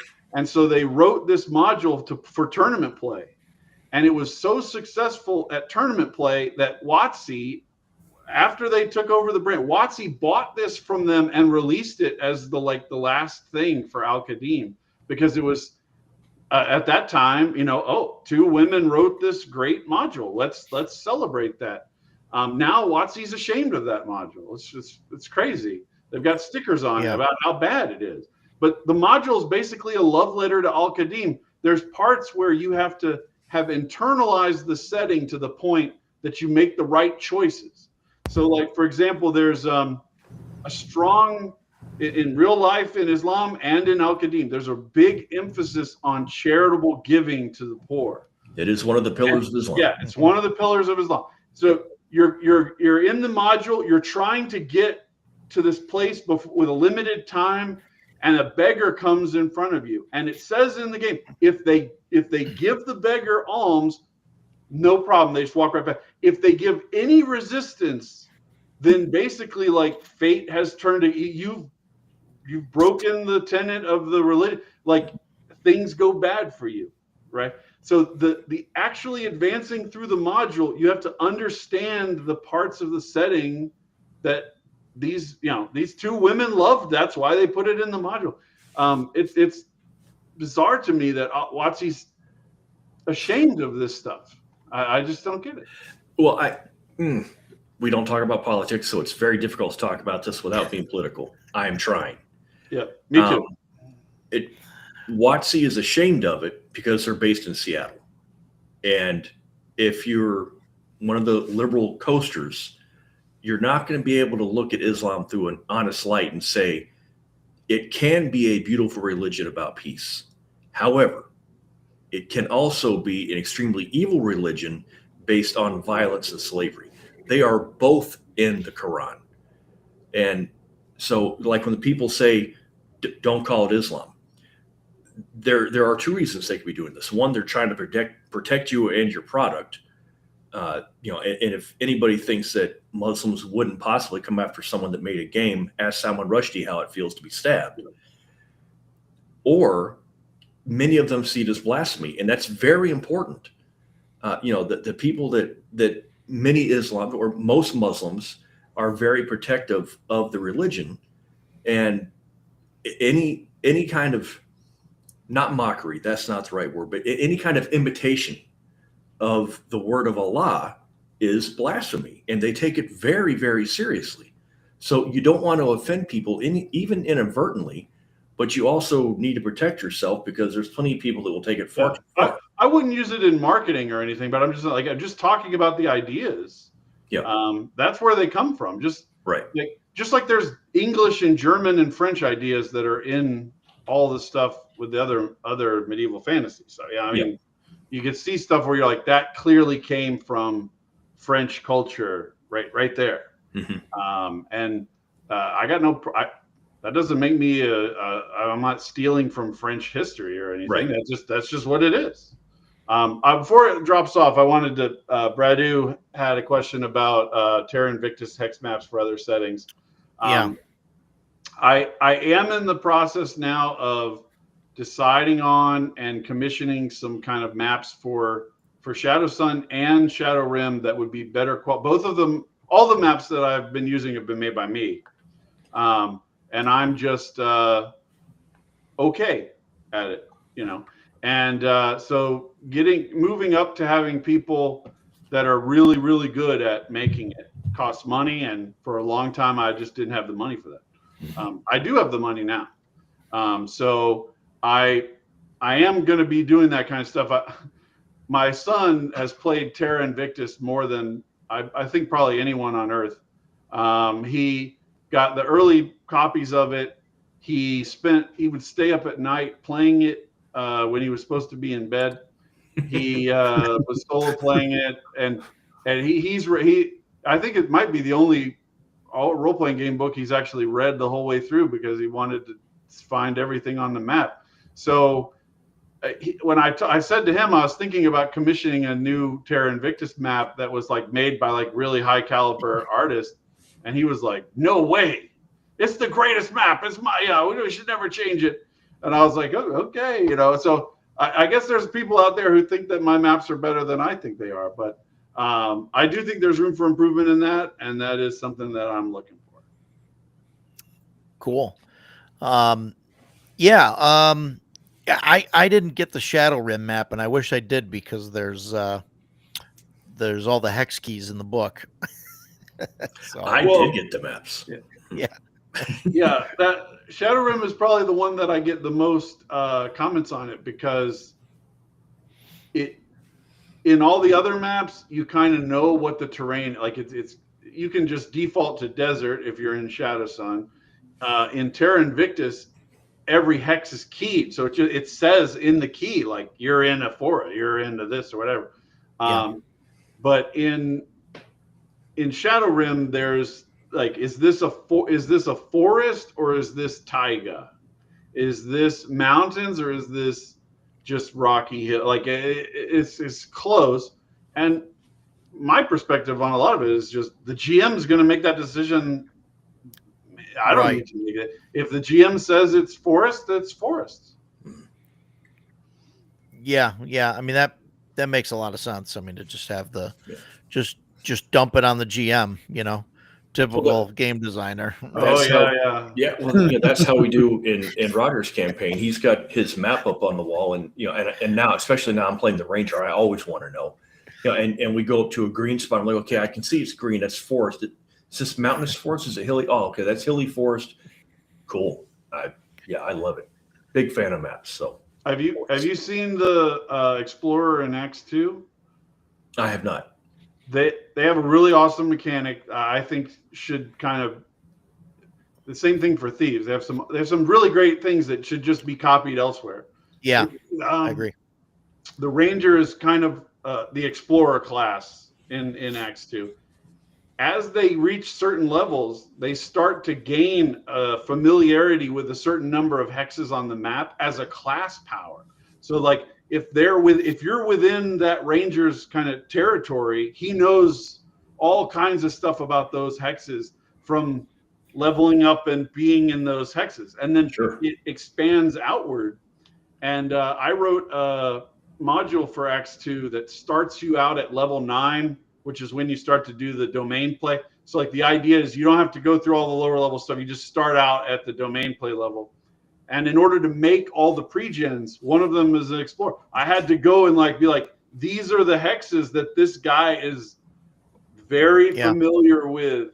And it really connects the player to the land by having that. And that's the Warlords of Warlords is the setting. Mulyadi the Conqueror is the module that's for nines. Yeah. Okay, cool. Yeah, Axe, that's been on my radar for a while. And I backed the It's above me, behind me, the wooden case with the Awesome. with the special books in it, the leather bound books and stuff. It's really cool stuff. I've talked to Macris a little bit online, and he's going to come on maybe next month. That's, We're going to that's have him awesome. on, He's a great guy. I've talk talked to about him a lot. Axe. Yeah. Yeah. His design stuff, he's very like mathematically oriented. Like he's got all of that stuff figured out, which is awesome. Well, like X2, I was in on the Kickstarter, and he sent us the art-free PDFs as soon as they were available. And I was going to bring this up when we were talking about in zero layout, it's still fantastic. Yeah. Right? I know that the layout had no impact on me at all. Yeah. I was playing it when it looked like a Word document. Yeah. His some of his ideas with like he's pulled out all of the utility spells from the wizard and stuff that overlap with thief abilities. Yes, we've talked about that before. I like that a lot. Which I think is cool because I've seen that in campaigns where you have, the thief is like, hey, I'm gonna go and try and pick that lock, and the wizard's like, oh, knock, or whatever. Knock that. Yeah. Yeah, and it's like, oh, okay, well, like that was the thief's 15 minutes, and that was it. So so things like that, and I think are really is really cool. But X2. So you wrote some stuff for X2 and then switched over to Shadow Dark. Is that? Well, I don't want to put words in your. Yeah, I don't know if you switched. With everything that I do, I want the most people to play it as possible. That whenever you're a writer, you want the most people to read your book. Sure. That you can, right? And I created a bunch of things, and the things that have been the most successful energize me to go back and work in that same vein. The things that I released that end up not being as successful, lower energy. It's just I only have a certain amount of time in my life. I want to spend it on the things that are most creatively energizing. Sure. And I really love Axe. We played it for a long time. The market for what I was doing was just not there to the degree that and I've said this before, like if I wrote my own game called Ambition and Avarice, the sales for Ambition and Avarice are roughly on par with the sales of my supplements for Axe 2. So if I was just still in that same mold that I was in 4 or 5 years ago, that would have been fine. But Shadow Dark has so much more energy and fandom and power that's coming in, and there's just more people that want to look at it, want to touch the stuff. And so as a developer, like it's not about money, it's just about like I want to do something that people are really excited to interact with, and that Shadow Dark is where it's at for at least the buy-in until the next amazing cool thing happens. So we'll see how that works. Yeah, the buy-in is definitely a lot lower. I mean, not just financially. I mean, like mentally and everything. To get into Shadow Dark than it is into Axe. Yeah. And that's not a dig on Axe, but it definitely. If you're going to run an Axe campaign, you want to run, Adventurer, Conqueror, King. I mean, which is long the whole form, gamut, right? And so it's automatically it's going to be a long, campaign, and so there's a bigger buy-in, there's more stuff going on, obviously, and Shadow Dark is fairly I think Gods of the Forbidden North would be absolutely fantastic as an Axe 2 campaign. There'd be much less of the power conversion that I was talking about earlier with Axe 2 than there would be with Shadow Dark, because Axe 2 is much more in line with OSC in terms of build over time and power of magic and stuff. The both of their bases is in DX. It's not really a great land to conquer in a sense. That it's not like you'd basically be doing the colonial level of Acts 2, where you're trying to actually bring families to live on the land because there's nobody living on the land. But I think it'd be great. That could be cool though. Yeah. Well, you got me thinking about that. It'd be great with games like Dragon Slayer from Greg Gillespie and stuff like that. Like those are the kind of games that are at that right power level. Yeah.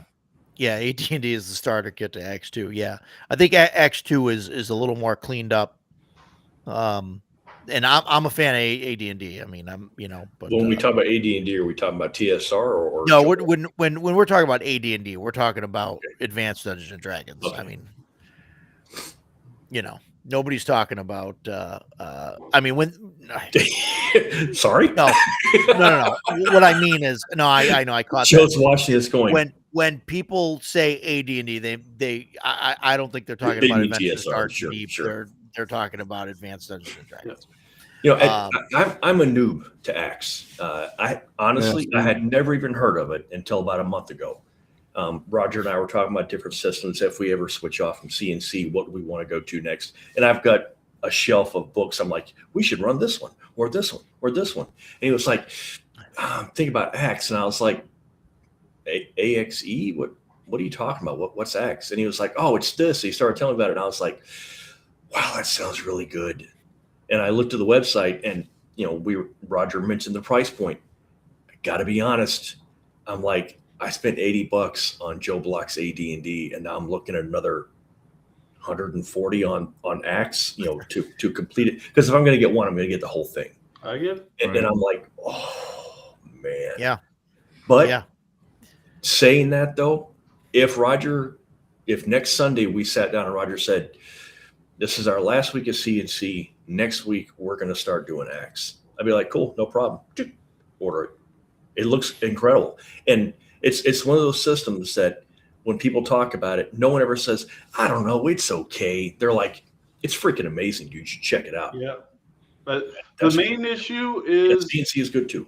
Is the cognitive load. Even for the players, because one of the things that I did whenever there's a game with a ton of rules like that, whether even just like, 3rd edition D&D level of rules, I will be like, okay, well, if you want to do a particular thing, you have to come to me with the rule. I'm not going to have responsibility for memorizing every obscure bonus for this particular thing or whatever. So they need to come to me with, on page 284, it says blah, blah, blah, blah, blah. This is what I'm going to do. And in Acts 2, that was fine until they got to be about 5th level. And then they wanted to start doing things like magical research and trading bulk commodities and doing all these kind of things. I'm like, okay, well, bring me the rule. And they're spending all this time themselves trying to figure out this rule. And I'm like, okay, well, that would have been me if I hadn't had my policy. So I'm glad that that's the case. But if you want to do this, you have to bring it to me. And it just kind of started burning them out in terms of how much they had to do. Yep. And been there, done that. Yeah. I think of it, I lived through Nintendo hard. I know what it's like to have video games that are so hard that the average person just cannot do it. And there's some role-playing games that are just not for the mass market consumer. They're for a niche of hardcore guys, and that they want to run Acts 2. And so, maybe at some point in the future, I played Acts 2 for over 9 months campaign, all the way up to I think 7th level. It was very good. If it came back around and I wanted to run it again, or my game group has rotating guys all the time. Somebody else came to me and said, hey, I want to run this Acts. I'm totally on board with it. I'm usually the person who's able to put the most investment into learning and doing the thing. So it's very rare that I'm going, well, I don't want to read that. I don't want to learn that. It's, I'm the most hardcore of all those guys. I'll say it right to their face. I'm better. Yeah. I have no idea what that's like. Yeah. Right. Yeah. Then that's like the thing with X2. I would definitely do something like that where, I would say, okay, if you guys want to do something, it's on you. Here's the stuff. You know what I mean? And you bring me the rule. That's all. And the issue with my current group with doing that is like Jason would do it, and maybe one other player would do it, and then which is fine. I mean, some characters, some players want to play the fighter. They want to go in, they want to roll their d20, and they just want to smash, and that's all they want to do. And then at the end of the session, they want to walk out and completely forget about their character until the next week. And then like Jason's the one where he's like on the phone with me during the week, like, so I'm building a castle and I need this kind of brick, and like we're on the east side of the island, and I know that the sun travels, like and I'm like, listen, I need dude, to build a wall facing this way to break the wind because I don't want to damage my orchard. I'm like, dude, you're like, and he's like, just build it, man. I don't care. Yeah, and I'm like, yeah, build it. Like, he's way over like what I want to deal with. Like, I'm like, yeah, dude, draw me a picture. I'll, whatever. We'll figure out how much it costs. I don't, and that's it. And so yeah, I mean the buy-in and all of that. I mean, if I like you said, like, if I as the GM had to try and adjudicate and like look up all those rules, and every time somebody said, I want to do this thing, oh my God, forget it. I mean, I don't think anybody could do that. A Macris could do it probably, but it's like you had mentioned with the cognitive load, it's too one much. thing to do it for 3 weeks.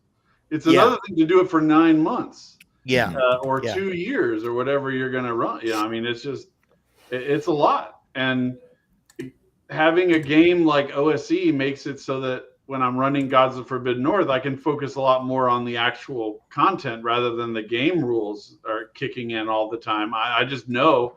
And a lot of times I'll just be like, give me a strength check. And I don't care how it works in the book.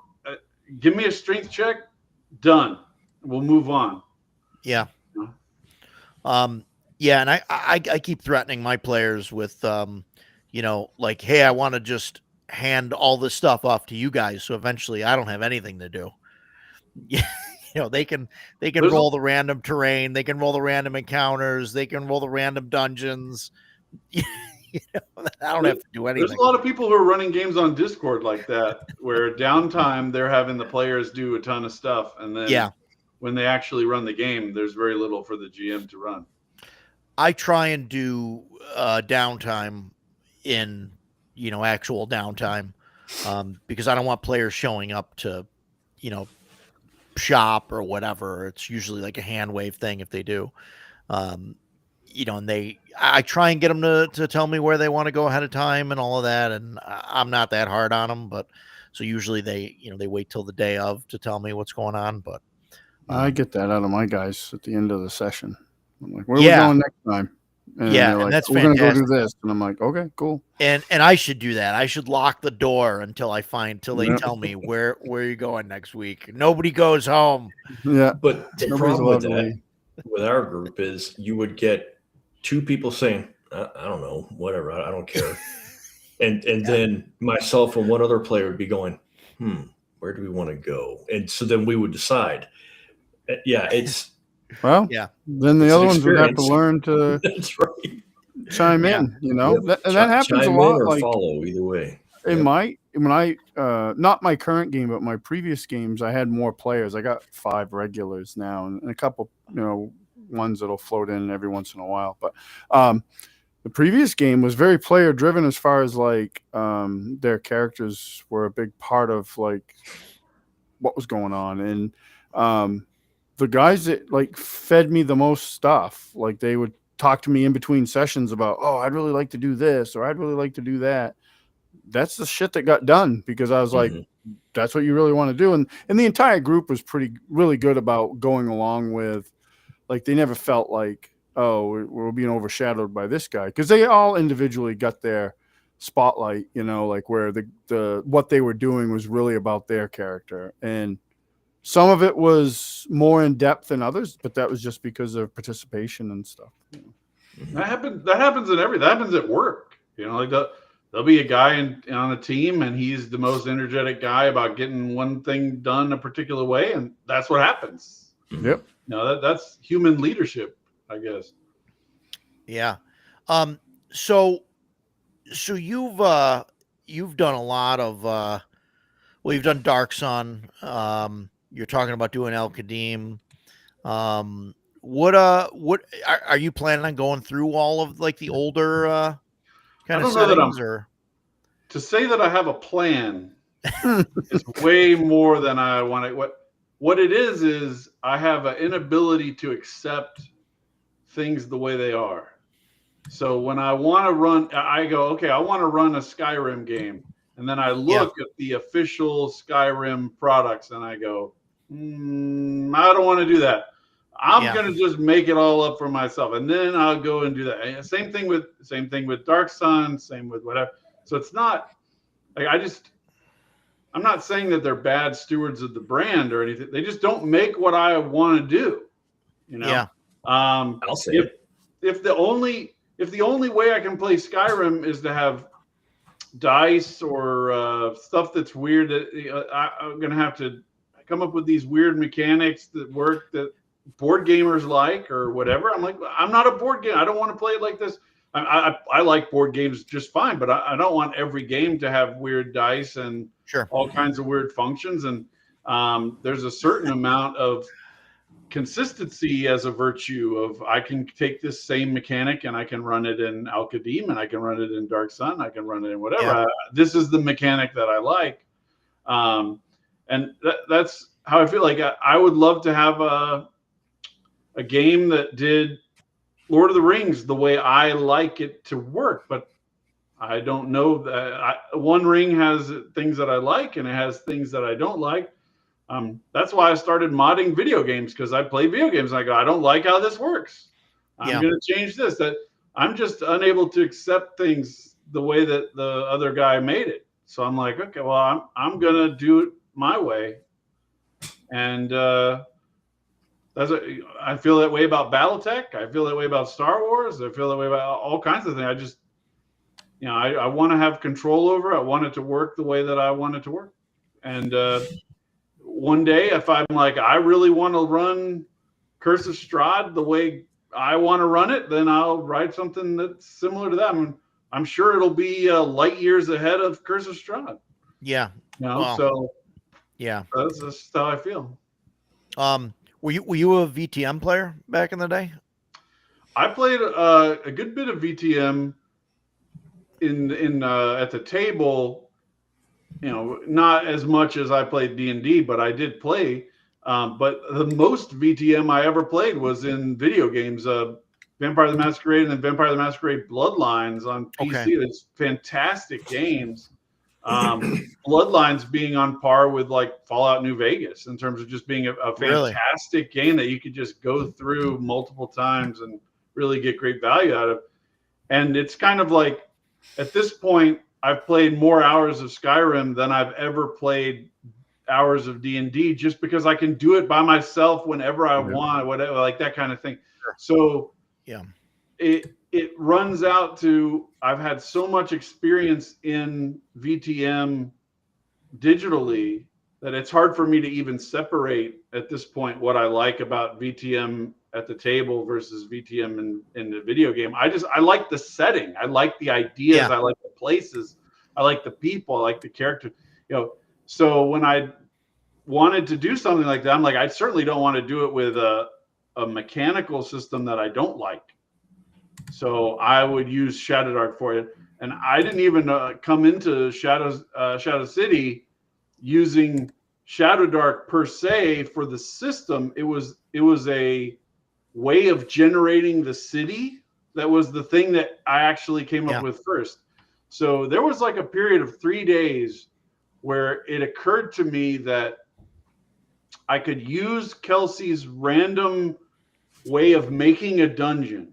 And I had just been doing the GM companion for Shadowdark, where I was spending huge amounts of time trying to think of how to think of as many possible things to put on these charts to make districts. Yeah, awesome. Great to see in the flesh. To make districts for these cities. How many shops could I come up with on a list in order to be in the market district? How many shops could I come up with for a temple district? Whatever. The things to put into these places. And like it just occurred to me. I was like, you could make a modern city using this same mechanical system. Yeah. And then I spent like 3 days where I had trouble sleeping because I would lay down at night to go to bed and my brain would be like, well, what about this? What about this? What about this? What about this? What about, and it would just, it was relentless. And then I said to people, like, I started writing Shadow City so that would stop. You know, like I can't go every night where I'm just endlessly thinking of ways I could make this mechanic work in a modern place. So I started from that end first, and the mechanics of the game adapted over from Shadow Dark were just to make that part of the game work. You know, like the actual mapping, actually creating the city in a dynamic way that was different every time, that would be compelling and feel like a real place. And then I said, well, how am I going to make a game that works in that thing I just made? And so it was almost like the wrong way of making a game. Like it's inverted from the normal process. Yeah. Well, the city and what's going on in the city, I think that's an important part of VTM. So, I mean, that's, I was just curious. I never really got into it.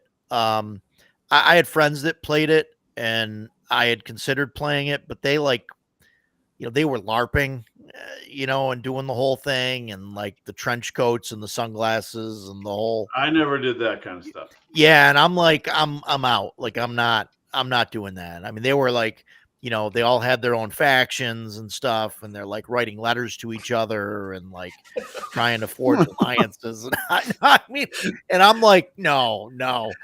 I'm laughing because I'm like, you guys are nerds, right? Like Sunday night when we were playing, we were sitting at the table and Joe made a comment about somebody being weird, and we all looked at Joe and we were like, really?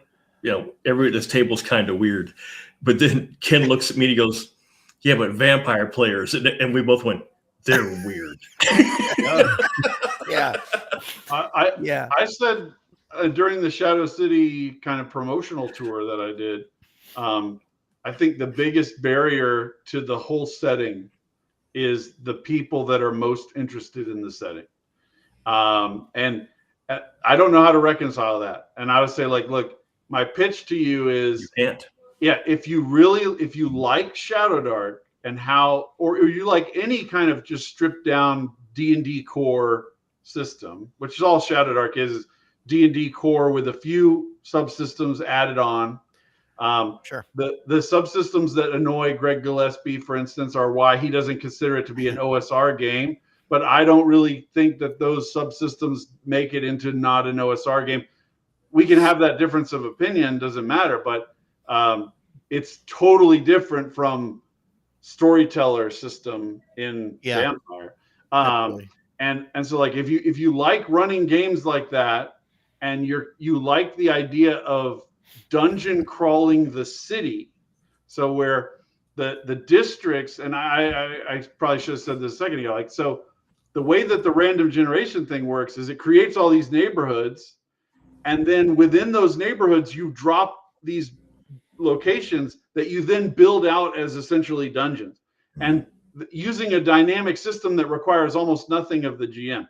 So you need a 40-story building, poof, it's done. It's right here, right? And so to be able to make all that stuff then allows you to run it like a D&D game, where we're going to go into this neighborhood and we're going to take over this tower, and it's going to become our territory now, and we're going to drive out those guys. So it's not like, let me talk to you about my feelings about the tower and how it reminds me of my mortality and this and no, this is my territory and I'm going to kill you. Like that. That's the kind of game it is. And it's very different from VTM in that respect. They both take place in the same world, just like, what's it called? The story game that's in the powered by the what is it? Apocalypse World, right? There you go. Apocalypse World. Yeah. Apocalypse World and Fallout take place in roughly the same world. They're not the same game, right? Yeah, so I wanted to be like, I don't like that this world is gatekept by one game that I don't like mechanically that much. It's not horrid. There's so many other better ways of doing it to me. So I would just do it that way, And I tried to make that pitch to people. It was moderately successful. I think it did okay, but I do think it's held back by people's perspective of VTM. Well, I think you've got the hardcore VTM players, and they're kind of fixed, set in their ways or whatever. And I mean, in the same way that you've got the hardcore D&D people that are 5e or 2024 or whatever, and they're like, this is there's nothing else, nothing else exists out of that, but they won't even entertain it, but yeah, it's it makes me want to run a vampire game. Shadow City. Oh, that's good. That's great. So, and especially like the city generation thing and everything, it's really cool. And I like, and I don't know. Gary Lewis is on me to make a Red Dead Redemption adaptation of the same thing. So you use the same method. Instead of generating neighborhoods, you generate like basically provinces out west. So you have like a Colorado type province, and you have kind of a Texas type province. You have like an Arizona, whatever. And it's just a lot of work, man. It's a lot of work. Well, if you do a Jason's Red Dead already type, pre-ordering it. So yes, if you do a Red Dead type and you put West Elizabeth out there, I am never going to leave West Elizabeth. So I'll just be hanging out in Valentine the whole time. It'll be fine. I love it. I love that spot behind Valentine where you go down in the canyon and you chase the charlatan guy through the canyon along those little paths, like such a beautiful place. Oh my God. Like, oh man. I will have, especially when I worked construction, I would come home and I would just be exhausted and annoyed, and I would be hurting from doing it all day. I would fire up Red Dead and I would go into West Elizabeth, where there's that huge valley with the stream flowing through where there's elk and there's all kinds of animals out there. And I would just set up my camp, hunt, kill an elk, cook my elk, get my 3 pieces of meat, drink coffee. And I'm just in the best mood. And I'd be like, everything is fine now because I'm a cowboy out here drinking coffee. And, it's, when the sun sets, the stars come out and I'm just like, what a game. Amazing. Yeah. Man. Well, yeah, Greg, I think that one would sell if you make that. So. But going back to the vampire, I've forgotten the name of this. The Shadow City. Thank you, Shadow City. Something like that. Remember because you're a video gamer. Remember the Thief video games? Yeah. Something like that. If somebody mentioned that in the chat earlier too. Yeah, cool. I blocked the chat because it kept pulling my eyes over there, so I can't see what anybody's saying. But if you used to like you got a couple of players that aren't going to play this weekend, but you've got one guy, you could do a solo and have him be the thief, have him be Geralt. And you could use the city generator like that and just have him going through the city doing things. Oh man, I'm a huge fan of the Thief series, even the newest one, the Eidos or Square Enix that came out a while ago. I just think that's great. And so having a dark city generator like that would be very, very handy for something like that. The node maps of the sites would be like, you can almost run that at the moment of creation. So like they walk into a new node and you roll 3 dice and you're like, this is what's in that node. Like you don't even need to know as the GM. Like you pull it up. Okay. It's going to be 3 gang members. We're going to roll off of a table. They're Australians. So they're like a special Australian gang, and they've got this. And we go immediately. I always use Australia as an example because it's what we rolled in the playtest. And so I had a whole Australian gang, like Grand Theft Auto style gang with Australians. It was awesome. So yeah, it can happen. It can happen. You can just roll it and it just paths off the nodes however they go. If he's like, I'm going to go this way and get in that elevator, then the elevator takes you here. Cool. You run it dynamically. Yeah, that's really cool. I think I've got the PDF for Shadow City, and I think I'm going to order the hardcover and really take it to bed with me and read it and maybe run it. We'll see. What? Why are you looking at me like that? Keep it clean, Roger. Keep it clean.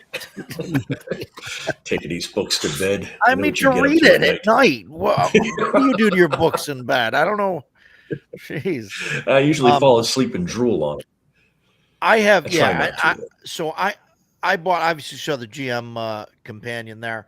I did buy Shadow Sun because I've always been interested in Dark Sun, and I think this will make me finally want to run it. Back in the day, I just couldn't find the group to play it. But I do have it's a very rough setting. Yeah. So I do have the Shadowrun book. Well, with all of it started with, I feel the same way about Al-Qadim. It started with Dark Sun for me, is realizing that there's absolutely no way that they could touch the setting again and not ruin it completely. Right. Like, oh, sure. As bad as what they did with 4E to Dark Sun, whatever they do now will just be it'll make worse. 4E. It'll make a 4E OSR for Dark Sun. It's crazy. Yeah. So it's gonna be a fantasy game in the desert. Like, I don't think they can't do anything else. Yeah, so I just wanted to. I remember in the early days of Shadow Sun, things fade over time in popularity sense, but there were a bunch of people posting in the Shadow Dark Facebook group about using the Shadow Sun mechanics to just run Dark Sun modules, and they just run them, and they were using the same graphics on the VTT or the same monsters. They're like, we just use the monster value from Shadow Sun. Yeah. Because at least it won't be controlled by people who hate it. Yes. The people who wrote it are gone, and the people who are left hate what was made. So let's just take it back. It belongs to us in a moral sense, in my opinion. Sure. I'll do what I can to not violate copyrights and to be legal and all that stuff, but in a moral sense, I feel like Dark Sun belongs to us, not them. And anything that you publish with a sticker on that says it's possibly dangerous for people to have, I don't think you should get copyright power over that anymore. Yeah, you shouldn't be producing that. Okay, well, you just gave it away then, right? Because why should you profit from something that you think is evil or immoral or whatever? Like, just let it go. Put it in the public domain. Yeah, sure, absolutely. I agree, but shareholders have a different opinion than that. Well, they'll never do it. Yeah, right. So that I may run a Dark Sun game. Of course, we've talked about this stuff before in private and on the channel. Obviously, I back a lot of stuff. I got a ton of books. Jason's got a ton of books. Stan keeps getting stuff in the mail. Yeah, Stan has his original first edition collection. That's badass, dude. It starts. You end up. I've started to count like the time that I've got like left to actually run games, and then you start doing the math and dividing that by the number of games that you want to run, and So, but I would definitely love to run like a Dark Sun campaign, and I consider doing it, using like first edition or something. But I think going with Shadow Sun is definitely the way to go. I wouldn't even consider running it in anything else, I think, at this point. Yeah, I have a bunch of old Shadow Sun stuff, but Dark Sun stuff, but I've never run it. I just collected it because I liked it, and I'd love to run it. A lot of the Dark Sun stuff that exists is very structured in like a cinematic or dramatic way, where you're not really doing what you think of as traditional D&D. You're kind of moving from scene to scene. Yeah. And that was one of the problems that I had when I was adapting things, is how would you actually run this ironically, with freedom to move, to leave whatever the thing is. And Shadow Sun is one of the things that I'm at the position where My books have been successful enough that I can finance almost anything that I want to do. That's not really true for a long time. Like a lot of times you might be like, I want to write a Red Dead Redemption game, but I can't afford, I'd have to commission tons of art because there's just not stock art for doing that. There's just use some public domain stuff, but that's only going to get you so far. You need stuff that looks like real role-playing game art. And that costs a lot of money. The same thing for like sci-fi. It's very expensive to make a sci-fi game relative to a medieval fantasy game just because of the cost and availability of stock art. That's pure and simple. I'm past that point now. There's a certain analysis paralysis to that because now I go, okay, well, I can really do, I'm not constrained by, I can only do these 3-4 things that I've thought. I could do 20 different things. So I'm kind of in a period where I'm reevaluating a lot of stuff. One of the things that I want to do is go back through games like Shadowsun and Shadowrim and make the, invest more in the maps and the art, build out things that I didn't build out before just due to time constraints. Or I've learned a lot in the past 3 years from doing all this stuff. Every writer is a continuously evolving person that gets, I figured out 2 years later after I wrote this book, this thing, I'm going to go back and put that thing into the book I wrote 2 years ago. So stuff like that. For a while, I thought maybe I'll do kind of like zines, like the way Kelsey does the Cursed Scrolls. But I got really close to a Shadowsun zine #1, so to speak. And I just realized there were so many things I wanted to change about the base game rather than adding this thing. So it would be like, well, I should really invest in improving the base game as a whole rather than adding on planks to something that I'm unhappy with in certain sense at the base level. And the things that I'm upset with, a lot of people might go, well, I don't even really think that's a big deal, but it's a thing to me. So like when I'm writing, I'm like, I can't do this because the original works this way and this would work that way, and I don't want it to be. So it's just kind of like there's all these things going on in my head. And I'm sure that that's contributed to why I made so many YouTube videos. As I'm trying to sort it out in my own head, like, what should this next product be? I don't want it to be Curse of Strahd, I don't want it to. I don't want it to have these problems. I'd love for it to be as really creative and imaginative as Destroyer of Worlds, but not fall into the traps that Destroyer of Worlds falls into. So a lot of these videos is me working those things out. The psionics is not one of the. I'm actually very happy with the psionics in Shadowsun, because to me, I've always thought of psionics as working like the Force. I just love the Force. The Force is awesome. And to be able to have a guy who at first level, he can kind of lift things up a little bit, and then he starts to be able to lift bigger things and do more damage until eventually he's force choking somebody to death. Or the same thing with electricity turning into force lightning, or the same thing with pushing and defensive abilities, whatever, like building it up as prerequisites. That's why in Shadowsun, psionics is the only thing that works on prerequisites, unlike magic, which is kind of each spell is its own thing. It's not based on any prior spell. But I feel like psionics would be like that. It's almost like a physical skill that I'm getting better at moving things with my mind. So it's going to be moving down like a prerequisite path. So there's all kinds of things that I want to improve. Monsters that I could never have found stock art to adequately represent in Shadowsun that I can now afford to just make custom art for, and I could put them in from Darksun, or bring in monsters from non-Dark Sun universes that I just feel would work in Darksun. There's a lot of,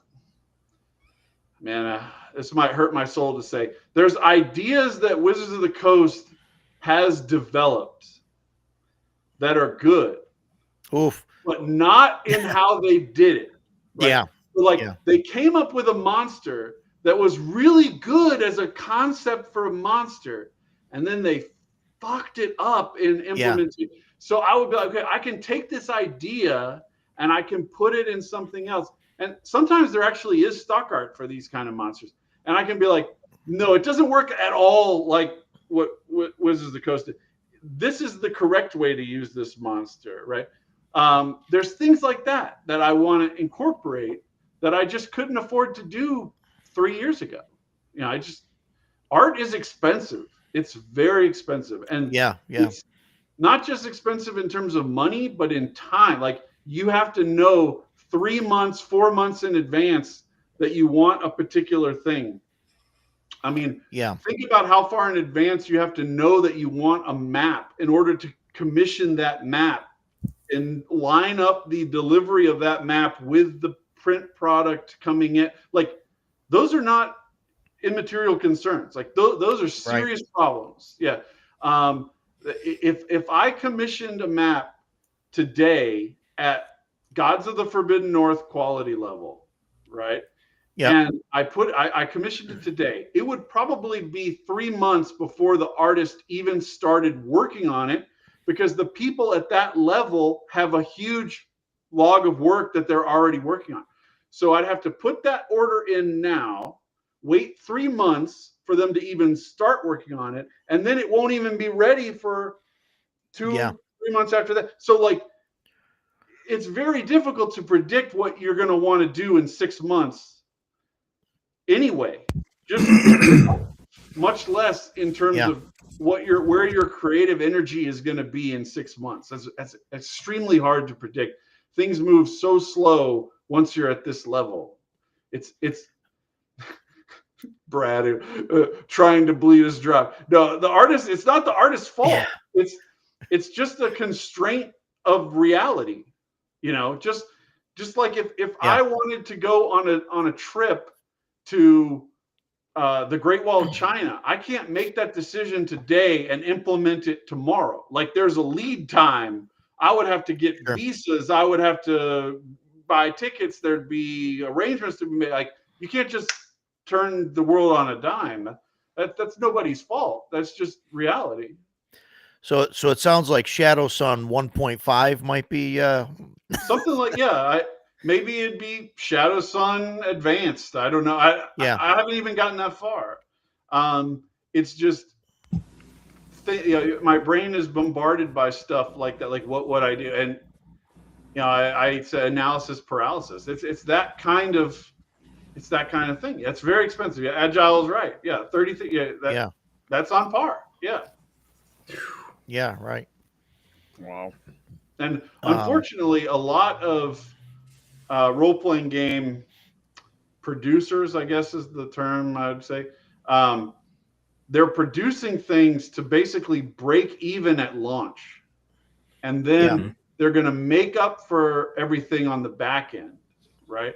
So if they have I'm sure there's people who've brought in $100,000 Kickstarters who've cleared less than $2,000 in profit, because 98% of the costs is sucked up by print, ship, art, everything like that.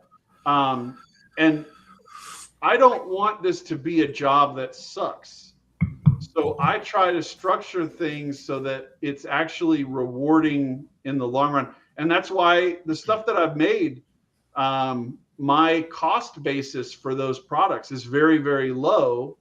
And so when I sell a unit, it's enormously profit centered, where I'm not making 10 cents a copy, whereas if I had put in all of this money, I'm not going to use AI. I hate AI. But I'm not going to put in a whole bunch of money so that I can break even on a thing and I just don't understand why people would do that. It hurts. I don't need this to survive, but if I did, it would really suck that the expectation was you're going to just break even and make no profit whatsoever for a long period of time. I hate that about it, but it's because people are competing to have that book that looks good on the shelf like Curse of Strahd. And I want the book that looks good in Notepad. And if it looks great as in layout, that's a plus. But the bare minimum is it has to look good in Notepad. Yeah, I mean, I love having a book that looks fantastic on the shelf, but I mean, it's got to be usable at the table. I mean, it's got to, Well, everybody in our hobby has books on their shelf. There are probably books that are visible in the background of your camera feeds right now that you feel, if somebody said, what do you think about it? You'd be like, I wish I never got that. It was the money that I spent on this book was not worth the return. Yeah, look at Jason's smile. Roger. Roger and I are thinking of the exact same book. I guarantee you. It's a big deal. It happens all the time. Yeah. Yep. Guarantee you. And it's almost like trying to figure out whether somebody's scamming you or something, like when you're making these evaluations, and that sucks. I wish it wasn't the case. I made a video about that where I was like, this is why most role-playing game products are not that good, is because they're being designed for things that are not how they play at your table. Mm-hmm. That's it. Yeah. Yeah. If they play good at your table, that's like a bonus to the person who made the book. The main reason why they made the book is to look good and be read by people like an entertainment novel, so that they can move units to hobbyists who have no intention of even playing it, but they just want to buy it and put it on their shelf and flip through it every once in a while. And there's two masters there. There's a actual using the object, and then there's like a beauty value of putting the object on your shelf. And unfortunately, a lot of times the usability it loses in that fight. Sure. I mean, I would rather have something that's usable at the game table, but I'm a gamer. I mean, I think there's a lot of people out there that are, quote unquote, gamers or whatever, and they don't run a weekly game. They don't, they play, every now and again. So they'd rather have something, like a 5e book that looks pretty or whatever, on the shelf than something else. Yeah, or whatever. So these guys probably want to talk about yes. About this game here a little bit. Hit me. What do you want to know? This is fantastic, Greg. And I'm now, just so everybody knows out there, I'm not a Skyrim guy. I've got a grand total of about 15 minutes in Skyrim. I'll probably get booed off for this, but I had issues with it when I played it. I won't get into that here. I know Jason and I have had conversations. No, just stuff that happened when I tried to play. Well, later. That's not a story for the world. Different stream. Because they'll all yell at me about it too. But reading through Shadowrim, I think that Greg, I think you did a fantastic job with it. Really, yeah. Thank you. With the different signs and everything, and it kind of being classless. I don't know if you consider it classless. It sort of is, but I mean the signs are sort of the class, I guess.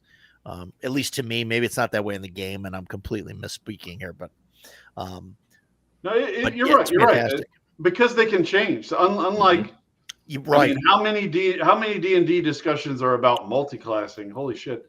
But Shadowrim is designed basically so that at every level, if you wanted, you could get your level up, immediately go to a different shrine, to a different star sign, and make a sacrifice and switch over to the other side. Like, yeah, you could do it every level. I mean, it would be costly.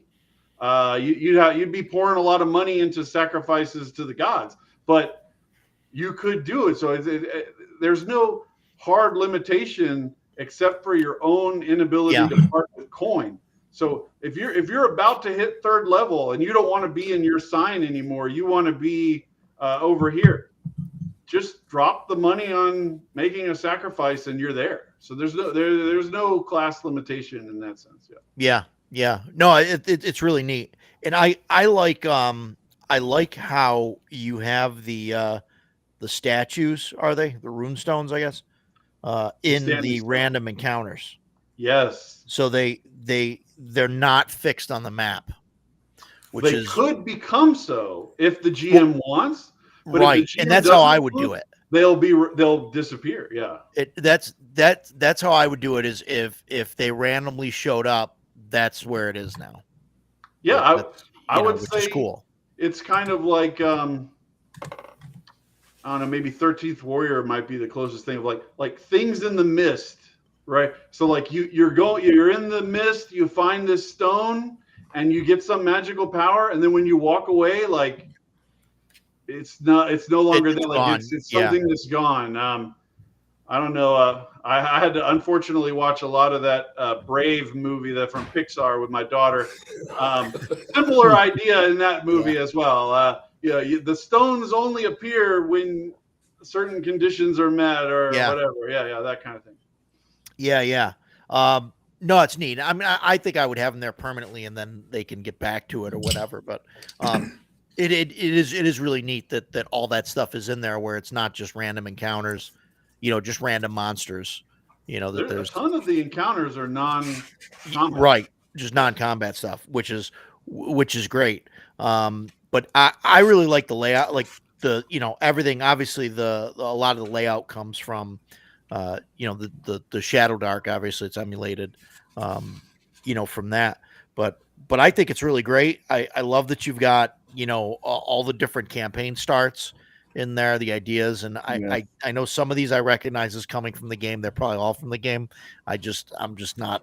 A lot of things that might be like, there might be something from the game, but it's implemented in a different, like there are people who get shipwrecked on the coast in the game. I think there's 2 different NPCs, but that's not a player start. But I was like, sure. I actually love having shipwreck starts in my games. I think it's a great way, because a huge hurdle of introducing people into a campaign is, how did you get into this? It's like, if you start a new campaign in Neverwinter, the amount of stuff that your character would have to know in order to have even gotten to Neverwinter is way crazy high for a brand new player who's never even heard of Neverwinter, never played the video games, never played Forgotten Realms, anything. So a shipwreck start cuts through all that crap. Okay, but this is the way it is. You don't know anything. You don't know anything about that city. You don't know anything about the place where you are. You're in a totally random new place. I love the random alchemical stuff too. That's fantastic. I've got that's a lot of that's from the game. But in the game, everything is fixed. So once you know that vampire dust has these invisibility 4 properties, that's why I brought it up. Once you know these are the things that make the invisibility potions, you can just go right for those things. And I need a lot of giant toes. I didn't do this until late in my playing of Skyrim, but I'm at the point now where I'll have the wiki up, tabbed out, and I'll just tab over and I'll be like, what do these ingredients work together? I'll just be clicking back and forth between the wiki. Yep. Because you have to unlock it in the video game by doing it correctly the first time. So there's like a period where you're just trying to match everything as much as possible just to get the list of all the possible things you could do. And at a certain point, you reach this with every game, right? There's a first moment when you're playing Red Dead and you come up and you take the wagon across the ford next to the huge waterfall at the beginning, in the very beginning. You can't get that feeling back. It's gone, right? As soon as before the wheel falls off. Yeah, exactly. I know exactly what you're talking about. And then there's a point where you reach where I know that waterfall, if I just look right down at the base, there's an event where there's going to be a woman that tries to kill the guy that she's with down there. Hey, spoilers. Yeah. And should I check that now, or should I wait until after I complete this other mission and that will unlock that interaction with that woman? You reach a point where you know the game so well, you can't. It's almost like you're enjoying it still, but you're also not. It's lost. Having it be randomized makes it so that every time it's that same thing. You don't know what that hawk egg is going to do. You don't know what the vampire dust is going to do. It's brand new every time. And that's the great thing about tabletop is how many games could you play in Dark Sun, Al-Qadim, Forgotten Realms, whatever, and it be brand new every single time. That's what is great about role-playing games. So I made the alchemy stuff random for that reason. Like, so you never know. And I changed the experimentation methods so that to get all 4 unlocks for any particular ingredient, you got to really be dedicated. I mean, you probably have to be level 4 or 5 before you could do that, because you would have to gather so much of it and make so. But every time you do an experiment, it's like that. Like, what's going to happen? What does this thing do? You know, it's fresh. Yeah.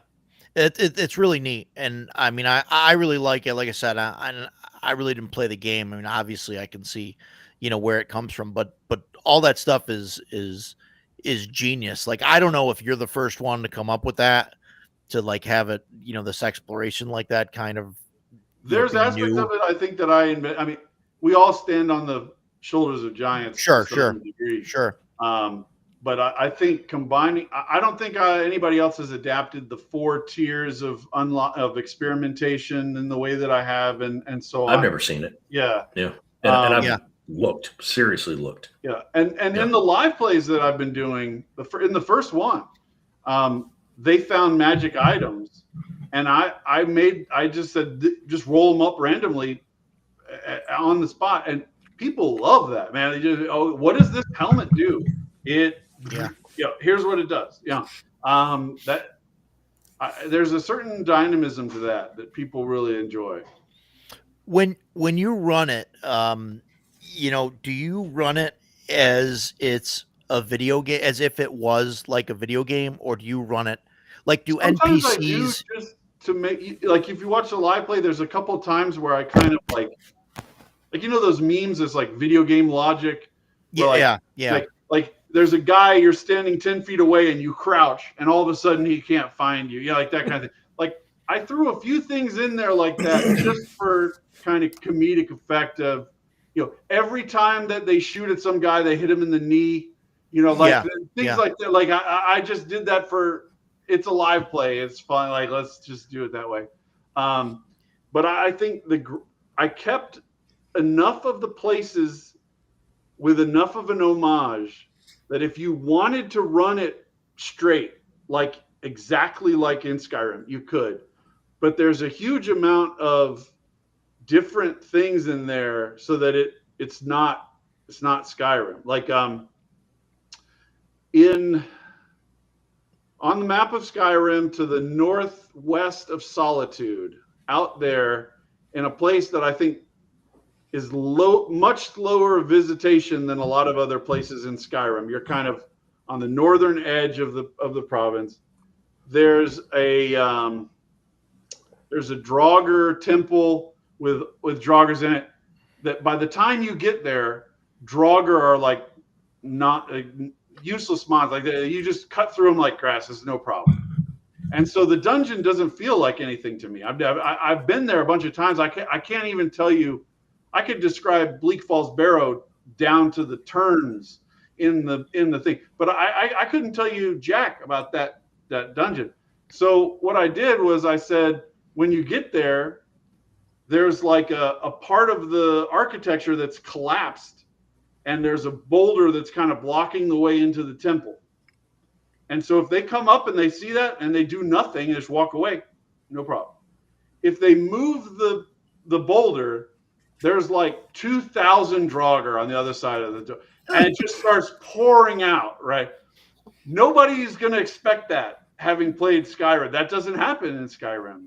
Mm-hmm. But it can happen in like James Raggi Lamentations of the Flame Princess kind of game. Like it can happen in a lot of D&D games. So all these Draugr start pouring out. the players can run away, but those Draugr are going to go and like pillage Dragon's Bridge. You know, they're going to attack everybody on the road. They're going to like take over everything. So like just touching that boulder radically alters the landscape. So I've tried to put things in there that will really surprise people who played a lot of Skyrim. And I've tried to put in also enough of a framework that somebody who loves Skyrim can just run it. I mean, like if I started people in Riften, I could accurately describe every single location all the way out through you know, dozens of miles, way out, because I just played it so many times. I know every single location. Mm-hmm. There's a few parts of the map where I don't know it by heart. And I incorporate that into it when I'm running it, but that's not required. There's, I think, 200 keyed hexes on the map plus whatever the settlement hexes are. And then there's like probably another 500 hexes that are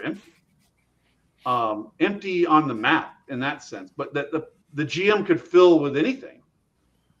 You know, you could put, I mean, I'm sure everybody's familiar with a new hand touches the beacon, right? Everybody's found the beacon. They've taken it to the temple. They've unlocked the light. They've done the thing where you get to fly all the way up and see the whole province from like 1,000-foot height and go back down. That temple is in the game. There is a beacon in there. It doesn't work the way that it works in Skyrim, but it's there. But the GM could run that exactly the way it works in Skyrim, or they could run it in a totally improvised different way. Yeah. That's the Temple of Meridia. Jobu there. I think that your daughter will be fine, right? If she plays Shadowdark and she's played Skyrim, I mean, I think that Shadowrim is probably just as easy to run as Shadowdark, maybe even easier, because there's not all the different classes. It just goes by the symbols there. But I don't know what are your thoughts on that, Greg? Well, I don't think Shadowrim is too advanced for anyone. Yeah. Especially somebody that's played it. That's played Shadowdark. Yeah, and everything is in the book for Shadowrim that you really need to run, except for the kind of occasional rule checks that you might, if you forget how a particular thing works in Shadowdark and you want to go back and check exactly like how a reaction check works. I haven't had to look up how a reaction check works in 10 years, you know, so the fact that I don't have that rule in Shadowrim is no obstacle for me. But if somebody was brand new to using reaction checks, then they might have to occasionally check the Shadowdark book. But I don't even have the Shadowdark book out when I run it. I mean, I just don't need it. You can definitely kill Maven Blackbriar. That's an ungrateful wench right there. Yeah, I don't use her exact name, but I can actually look. I mean, like I use the name that's like close, so you know, like so we know who we're talking to. This is the estate, and there's a person there who's a bit of a asshole. Let me pull it up and see. It's Baven Mac. It's near the very back of the book, so like I'm going way back there. Let's see.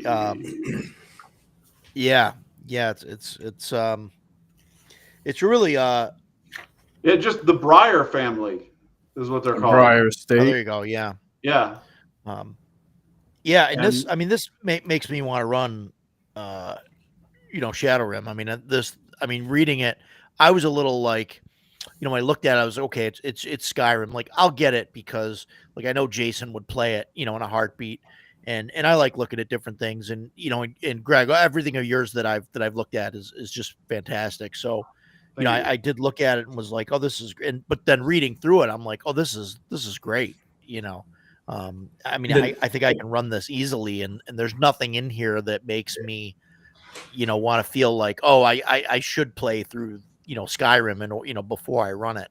I mean, there's enough stuff in here, I think, to just and pick Roger it up. called me and the two of us talked for like an hour. He said, okay, so is it, about the class system. So I explained how it worked in Skyrim and, how you level up and how you get skill points and all that. And I was like, yeah, it's different, but what's in the book, this has the exact same flavor. This is Skyrim right here. So yeah, you won't get any pushback from me by playing, Shadowrim versus, it's going to be exactly like Skyrim, because I cannot claim to have 10,000 hours. I don't know if that was an exaggeration or not. I have maybe 3,500 hours. That is a freak ton. It's so much. Yes. Yes. So much. That is, and like, I have it on my Switch. I have it on every system it's ever been on. I have Skyrim on everything. So I know, just like you, like you're talking about the Temple of Meridian. I'm like, as soon as you said a new hand touches the beacon, boom, I can see it in my head. I know exactly what's I can hear it. I can hear her say it. Yeah. I can hear her voice. That's exactly right. And when, and Edgelord mentioned Maven, I can see her sitting in her chair and I just want to smack the crap out of her. And so I know all that, but I'm not playing Skyrim. I'm playing a character in the world of Skyrim. So if it's not exactly the same, I'm okay with that. I would just be thrilled to plop down and I haven't told any stories this cast, so now I get one. You talked about in Red Dead, crossing over that waterfall, and then the wheel falls off in the wagon, and that's part of the prologue. When I first got Skyrim, I got the midnight release at Best Buy. I was the first guy in line. I got the huge box with the dragon and all that. Took it home at midnight, and I'm sitting there. I took 2 weeks off. I took 2 weeks of leave. Wow. Because I'm a nut. And so, I think it's on 6 different discs because it was the old PC stuff. And they were on DVDs, not Blu-rays. And so I sat there all night uploading the game. And I think I finished uploading at like 4 o'clock in the morning. Start playing it. You're in Helgen. You're a prisoner. You get to Helgen. The dragon comes down. And then you run into, the tower or which side you're going to go with. Made it through. And you come out of the cave. And as soon as you come out of the cave, there's that vista. That those snow-capped mountains off in the distance, and I remember looking at it, and I was absolutely blown away by it. So I had to hit pause, ran to the bedroom, woke my wife up, and said, "You have to come see this." So she's like, "Oh," because she knows how I am. So she comes out, she looked at it, she was like, "Wow," and she's not a gamer. She does not care about that. I mean, I was almost in tears because I was sitting there and I was seeing what I had hoped I was going to see. And so I was just totally sucked into it. And like I said, man, 3,500 hours. And, Stan and I were talking about Skyrim last week and just going back and forth about, you got to check this. You got to check this. Yeah. 3,500 hours. And if I make a new character, which I did last week, and I start playing again, I will still find something new in that game because there is so much to find. So if I'm playing, Shadowrun, if I'm playing the RPG, and even if Roger doesn't narrate it perfectly, I will have it in my head. I know what these mountains look like. I know what Riften looks like. I know what Markoth looks like. I know what all these places look like, so I can see them. So the narration, whoever's DMing, it doesn't have to be perfect. You just have to be fluent enough with it to make it feel alive, and my head will do the rest. I'm good to go. It's like watching a movie before you read the book. By doing that, you have all those characters in your head from watching the movie. So when you read the book, that's what you're imagining, like the same kind of thing. Like, you don't have to describe. Yeah. That's someone mentioned the huge game manual. Here you go. Yeah, I got one. Sorry, go ahead, Greg. See, this is the greatest advantage of being tabletop, is that you can actually kill every single Thalmor and drive them out of the province if you want. Good. You can't do that in the game. There's some of them that are just, you can't get into the embassy without the key, and you can't do this.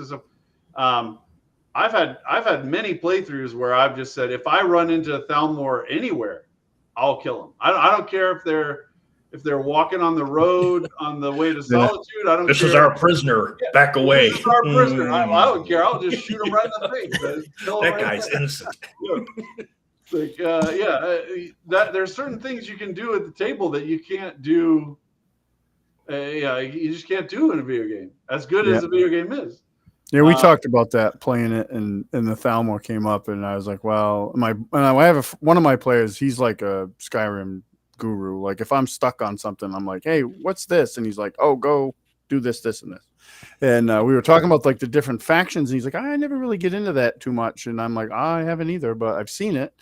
And we got talking, but when I got this, I really started like thinking, and like, oh, I want to do something with this. So I started this insane project of having my own Skyrim Bible. So like I'm going like on the wiki sites and I'm copying, pasting like all the info into a Google Doc so I can have it as a reference. And I mean, I did Riften and I did the gods and something else, and it's like 40 pages already, and I haven't even really put a dent in the aesthetic. So it's nuts. But I'm like, I was talking to my friend about the Thalmor. I said, well, the Thalmor are going to be there because we just need to kill them whenever we possibly can. And he's like, yes, that's right. He's like, fuck those guys. So yeah, even if I play a high elf, I'm still killing the Thalmor. Yeah, exactly. Yeah, nobody likes it. I had to call them high elf dominionists, but I think adding the administrative word kind of choice to it makes them even more evil. You know, who calls himself a dominionist? I'm gonna wipe those guys out. Yeah, those guys need to die. Yeah, I think that's cool. Like I was really glad to hear Jason's perspective on it, because that's one of the concerns I had was like I think everything in here is like really cool, and like looking at the locations you've put in, and they're awesome. And I was like, well, how would that? Do I just add those? And because it's my home game, I don't care about copyright, so I can have Bleak Fall Barrow and all that stuff. And part of me wants to do that because I have players that have played it, and I want them to have the experience of going to Bleak Fall Barrow, or something like that. But it's also really great to have all these other locations because I don't have to always change things. Because if we go to Bleak Fall Barrow, it's going to be slightly different because they got to be surprised, right? There's got to be some surprises. So I think that's really cool. But I do understand the value of like getting to experience places you've either only read about, or like for me, I played in my friend's game, and my favorite video game of all time is the first Baldur's Gate. And in his game, we got to go to Baldur's Gate, and that was just such a huge, and like explore that whole area, which I spent much similar to Skyrim, so many hours. Did you meet the wise Alonzo? Oh, I don't know. Wise Alonzo.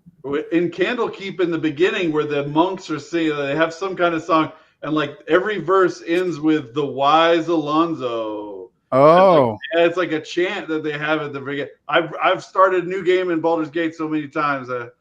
Trying to find I think about that song.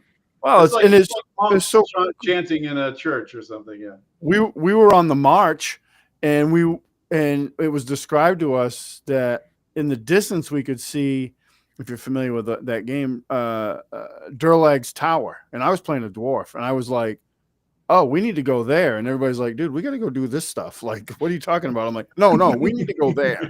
We never got to do it in game. So when the campaign ended in my head, we were like 15th level. So eventually he led a party back there, and, I got to do that in my own head canon. But like, I was ready to derail the whole campaign and just go explore Durlag's Tower, But I think that's really cool and hearing Jason, who's, would be a player in something like this, and be like, well, it'd be cool to have, different thing too, because I think it's a kind of a fine line you can walk, like, because you want people to have that experience because they come into it like, I know Skyrim, I want to play in Skyrim, but you don't want them to know everything. Like, they got to be surprised. Yeah, right.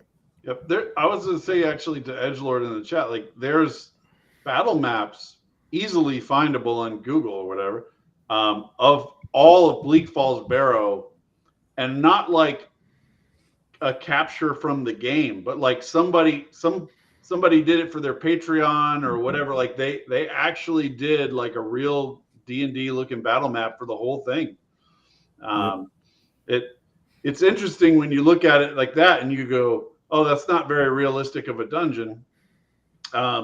Like it's changing climate zones like 4 or 5 times within a very short period of time. You're like, oh wow, that's weird. But yeah, it works. It's a great, very that battle evocative map, place.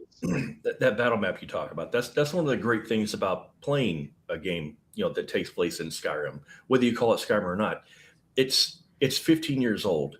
Right now, there are thousands of people playing Skyrim on Steam. I guarantee you, if we ran the metrics, you would see thousands of people playing it.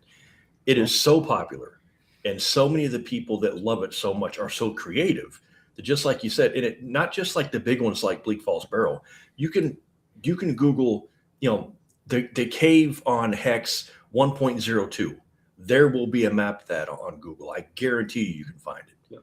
I used it for the live play. Yeah. I used maps that were very like the first session was the cave. I forget the name of it off the top of my head. It's north of Solitude, where there's like a pirate ship inside the cave. Yes. And you go along the planks. And I picked it because it was such an evocative map.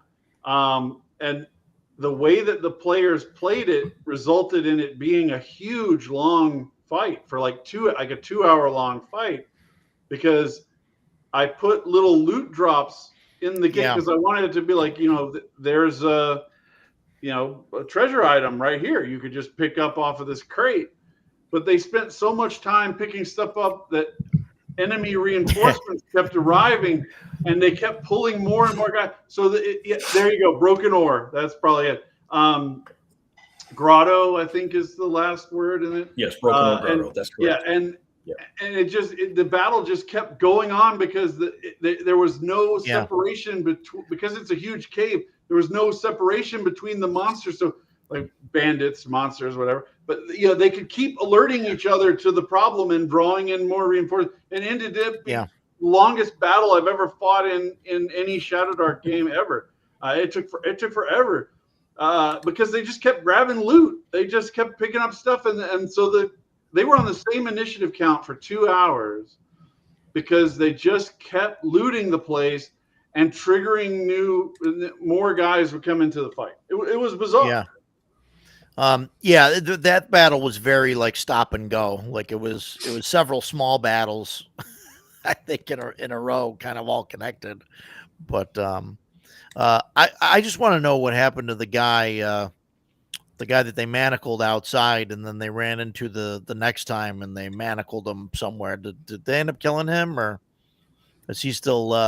I am actually I'd have to pull that myself because.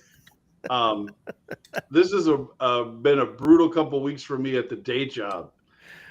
Just end of year crunch on some stuff, and I just don't remember off the top of my head. But I think that they took him with them back to town at the end of the session, but I can't remember exactly. The great thing about live play, unlike a regular game with your friends, is that you can go back and look at it, see what you did. Right. Yeah. Right. Oh, by the way, I did want to say, I'll refresh it here just to be sure, but Shadowrim has been very close to platinum for a while, and platinum is 1,000 sales on drive-through. Shadow Sun and the GM companion and the player companion are above that level, but a couple of seconds ago it was at 999. It's still So 999 non-free units. It doesn't count like if I send a promo copy to somebody or whatever.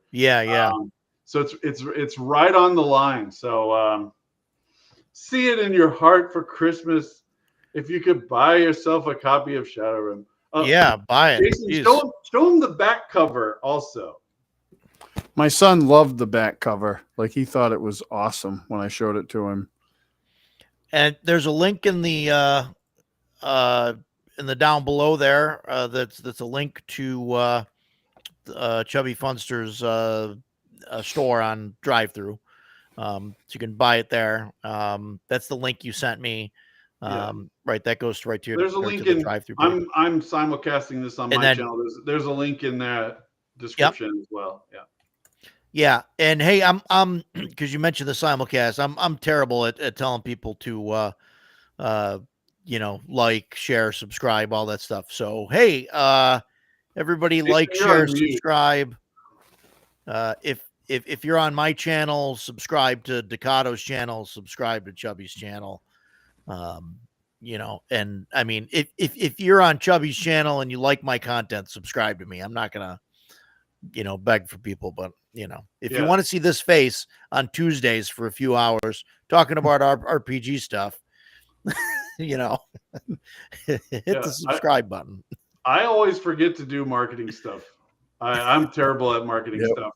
I have to like force myself to do, like, I was talking, I think it was with Joe the lawyer one time, and I was like, my 95% of my marketing strategy is remembering to say thank you to people. So like somebody says, "Hey, I like this," and I say, "Thank you for saying that. I appreciate it." Like, because I'm just an introverted nerd. I just forget to do that stuff. And Kelsey really made me aware of how important having that kind of positive, because even if you're thinking it, if you don't say it, if you don't put it out there, people don't realize, so it's like, I'm very grateful for all the support that people have given me, and for buying my stuff and all this stuff. I just get so into whatever the thing is. I'm thinking about the thing all the time. Like, I'm not thinking about how can I sell this thing. I just wanted, like I said about the YouTube videos, like, I'm doing it for me almost. Like I wanted a game where I could play Skyrim, so I made that game. Yeah, she's absolutely fantastic. We've ran into her and talked to her, at times, and couple times now, and she's just absolutely fantastic to talk to. She's a great person. Absolutely, she's always like bubbly. I don't know. She's always like super happy, excited. She loves to hear people, praise her stuff. She's always humble about it. It's fantastic. So, good. There's your, there you go. Hopefully, Let's you're do a refresh. platinum. I don't know how long it takes for that to update. It takes time for their SQL server to update everything and push the badges and everything. Yeah. Joe wants to know, if a person was going to buy Shadow Sun and Shadow Rim, what are the next best 1 or 2 books to also buy? I mean, this one's pretty good. Old School Game Mastering is pretty good, and the GM companion for Shadow Dark is pretty good. And I don't know, has been moving more units than anything else in terms of just raw sales, because I think people are using it outside of Shadow Dark's ecosystem, and they're using it to roll up random things for OSE dungeons, or it's great for that. It's great for that. And that was one of the questions that I had for you originally, that I wrote down about the GM companion, was if you made it, for yourself. And you kind of answered that earlier and said that, this is, all your stuff is kind of, made for you. So, but yeah, it's good stuff. I'm a fan of, like, books with random tables and stuff in it, and I've had a lot of people say, like, will you make tables for this, or will you make tables for that? Like, give me ideas for other stuff. But there's so many potential table ideas. At some point I had to go to print. But yeah, I think there's so much potential, because the table lets people. The real reason why people love tables is because making up something whole cloth is much more difficult than if I just give you 2 words. Right. You can go way further. You can go way further. And Brad who said, Terra Invictus is one of my biggest, like, innovative products, because what it is it's designed to be run like a normal campaign. It has a map, it has hex descriptions, all that stuff, but there's an icon system in it that you can run solo play, and the icon system serves as like a processing stack in computer programming. So first you do this, and if you make the check, then you can read what's in the next paragraph, and then if you make that check, you can read what's in the next paragraph. So you can interact with it without a GM and go really far, much farther than you can with like just Shadow Dark and like an Oracle. It gives you a lot of stuff, and people have had fantastic feedback. There's Bradu has one solo play of him doing it on YouTube. Seeker was in the chat near the beginning. I don't know if he's still here. He's been doing some solo plays recently of it too. But like I said, it's not just for solo play. I've had people tell me, I think it was actually Bradu in one of the conversations recently, that recommending it for a new GM, because that structure makes it so that a new GM doesn't have to make all these decisions. They can almost like they're running the solo play for you. They make this check, and then I'll read the next paragraph, and then you make this check, and I'll read the next paragraph. So I'm actually working on a dungeon version of that system. Terra Invictus is all hex crawling, but having it where like you go into a dungeon room and it has that kind of processing system that you go through, figuring out whether because here's the problem with solo play. Your guy walks into a room. Does he discover everything in the room just because you can read it? Right? Like that's the problem. So say having icons of like, you have to make an intelligence check against DC 15 in order to find this gemstone that was hidden in this plate. Having this check in order to see if you figure out that that's a trap before you step on it. Having this and those things there to remind you constantly to support your play. It supports solo play, and it also supports running it as a GM. I actually came up with the icon system just to organize the information better, because this is a much beloved dungeon, but running Caverns of Thracia. I was running it with Axe 2 as part of my Axe 2 campaign. It was one of the dungeons I had dropped on the map that the guys could find it. They did find it. They went down in there. And so many rooms are described in the opposite order that you would describe them as a GM. So you would go, okay, so there's this, and there's this, and there's this. Oh, and by the way, there's a white standing 2 feet away from you. Like, why did we go through this whole description before? Seems kind of important. So you're trying to run it at the table in the moment, and you go to the description of the room, and you're scanning through all this stuff that is not as important as the freaking white that's right there. Yeah. So I was like, I want icons so that like you walk in the room, there's a monster icon, there's a freaking monster. Yeah. Like that's how it works. So go right to the monster, and then it's fantastic. And it was only after I started really putting all that in that I was like, oh, I could turn this into a solo play thing. Like I didn't design it that way. It just evolved. I was like, oh, it'll work. But that's another one of the things I'm talking about. Like layout innovation is not a trivial thing. Like being able to look at a page and get all the information you need out of it as fast as possible is important, right? It's its own technology, and our industry ignores that to its peril. I mean, Sure.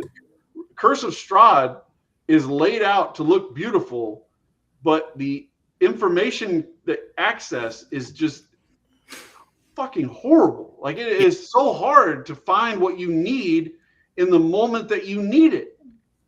And I remember there was missing there's some missing information in there. I don't remember. Oh, I think it's the gem, or whatever. Yeah. There's these 3 gems that supposedly make the fertility of the winery vineyard grow or whatever. Right? Yeah. And it tells you one of them is over here, and the other one was taken by this person is over here. And then it doesn't even say like you make up where the third one is. It just it forgets to tell you. Yeah. It's like, okay. So I offered some suggestions of like where to put it, but how could it boggles my mind that a company that makes as much money as they have as many, like if I make that mistake between me and two people that I asked to proofread the book, like, okay, I'm not making excuses for it, but it's an understandable mistake. To have a mistake like that in a book that was vetted by 80 people, Right. how does that happen? I don't know. Yeah. No, we've had that we've had that discussion with like talking about Kickstarters and stuff where, they crowdsource like the editing and and the error checking and stuff. Yep. And then, then you get a book and it's got errors and stuff like that in it. And it's like that's one thing, and I mean, I'm not a fan of that. I don't think anybody is, right? But it's like pay an editor, pay some, whatever, make some sandwiches for somebody that's going to do it, whatever. But it's like, yeah, when you get a big company, it's harder to forgive that stuff, because it's like, yeah, like you said, it's not one guy that's working on it that put it out, and for his friends and stuff and looked at it and that's it. It's like this is an actual company that's supposed to be producing, high quality stuff, and and you mentioned it earlier. It's like their books are designed to look nice on a shelf, and if you pull down and you pull it down and you flip through it, you're like, oh, this is a cool book. It's great, and that's what you're supposed to do with them. I think you flip through them, you put them back on the shelf. There was one of the video. I think it was like 7 or 9 in my Strahd series where there's one part where I could tell what instructions they gave to the freelancers, right? So like you could kind of tell in other places, but this was like a perfect instance where you could just really tell. So they told the freelancer, we want you to describe this location. They probably told them like it needs to be like a Baba Yaga's hut, right? Here's the description.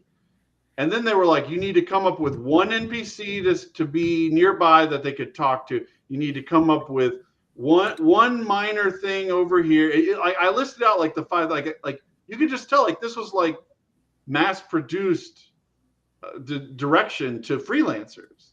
And I was like, that must be what they're doing, is that they're sending out, they have like 9 or 10 different freelancers. And they're like, here's your instructions for making this place. And here's your instructions for making this place.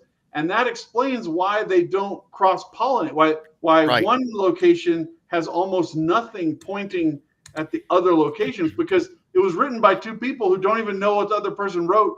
Yeah. And only the editor at the very end would have even had the potential for adding interconnectivity between the locations. And I'm not saying every book needs to be written by one person, but it needs to be captained by one person who really knows what the hell is going on between all these locations, or else it's just a series of things in silos that don't talk to each other. It's not a real world. And especially like Curse of Strahd, like that needs to, because it's a small kind of area and it's, it's a self-contained thing, and because you can't leave. Yeah, right? You're not talking about hundreds of miles or anything. Everything there needs to be a big cohesive thing, because with all the people that are there, they're, they don't have souls. So they're like, they're just kind of reborn, or like they go through the motions. So like, I think everybody knows like everything. So there should be a bunch of interconnected. You would expect there to be. They have a family of were-ravens. Were-ravens can fly. I don't know if I'm revealing any amazing facts here. Yeah. Were-ravens can fly. Those are some spoilers there. They're within 5 miles of each other, and they don't know what the others are doing. Well, they're mad at at each other for some reason. They're brothers or cousins or something. They're cousins, brothers, something. Yeah, father and son. I think it is. Fathers. Yeah, it boggles my mind that I can understand a father not wanting to talk to the son, but when you have a whole bunch of other were-ravens, the son could send 8 other people that can fly to go find out what's going on over there. And instead he hires a rando person he doesn't meet, they've never known before, who has a sword and goes, oh, you go. Like, what? It doesn't make sense. Yeah. That's how they did it. I think I ended up having the guy in the inn. I had him have the third seed, and Oh, okay, yeah. so he ended up taking it, and like the son or whoever's running the vineyard there was like suspicious that he took it, and like So he had that's why taken they it. didn't talk, and they were kind of at odds with each other. A lot of people said in the comments that they put it inside of the heart in Castle Ravenloft. That was like Okay. the energy source behind the heart that he Okay. was using. That makes sense. And Yeah. if they had put that in the book, I would have been like, okay, that's fine. Yeah. And on that, I forgot to mention earlier, I love that you decided to use the Taroka deck for a bunch of stuff instead of just the one massively quick mini underused game object. one quick mini game 10 minutes into Yeah. the module, and then you don't need them anymore. That's crazy. I mean, it would be like if you were running Skyrim and there was one interaction where you chose a star from a constellation and you were like, and we're done. Let's walk away. Like what? Yeah. What? Yeah. What? Why would you waste such a great system? It's crazy. It's cool stuff. What we're a little past the 3-hour mark. Is there anything else dying questions you guys have about Skyrim or Shadowrim or anything for Greg before we Greg, are you coming to Rogers Con? The issue is not money or even logistics. It's family stuff. So I have to sort that out. Well, Eric, I wasn't meaning to trap you. Been putting it in my ear. He wants me to come up there as well. I get it. I just have. It's a time of year when I have a lot of family stuff for reasons I don't go into in public. But yeah, like it's just. It'd be like if it was on Thanksgiving, I would have to deal with family stuff on Thanksgiving. Like it's just a time of year that is tough for me. Gen Con is similar kind of problems. I've had people ask me, "Are you going?" I'm like, "I've never been. I'd like to go." It's not a money or logistics thing. It's just I got a busy life. I got stuff. Well, yeah, sure. I wasn't trying to put you in the corner. I was asking because if you do, how much would I have to pay for you to run Shadowrim and me to sit down at the table and play? Well, that was really the end point of that question. Yeah, I'm going to be at North Texas next year for sure. That does fit into my schedule, and there's a whole bunch of people that are there that are important to me for a variety of reasons.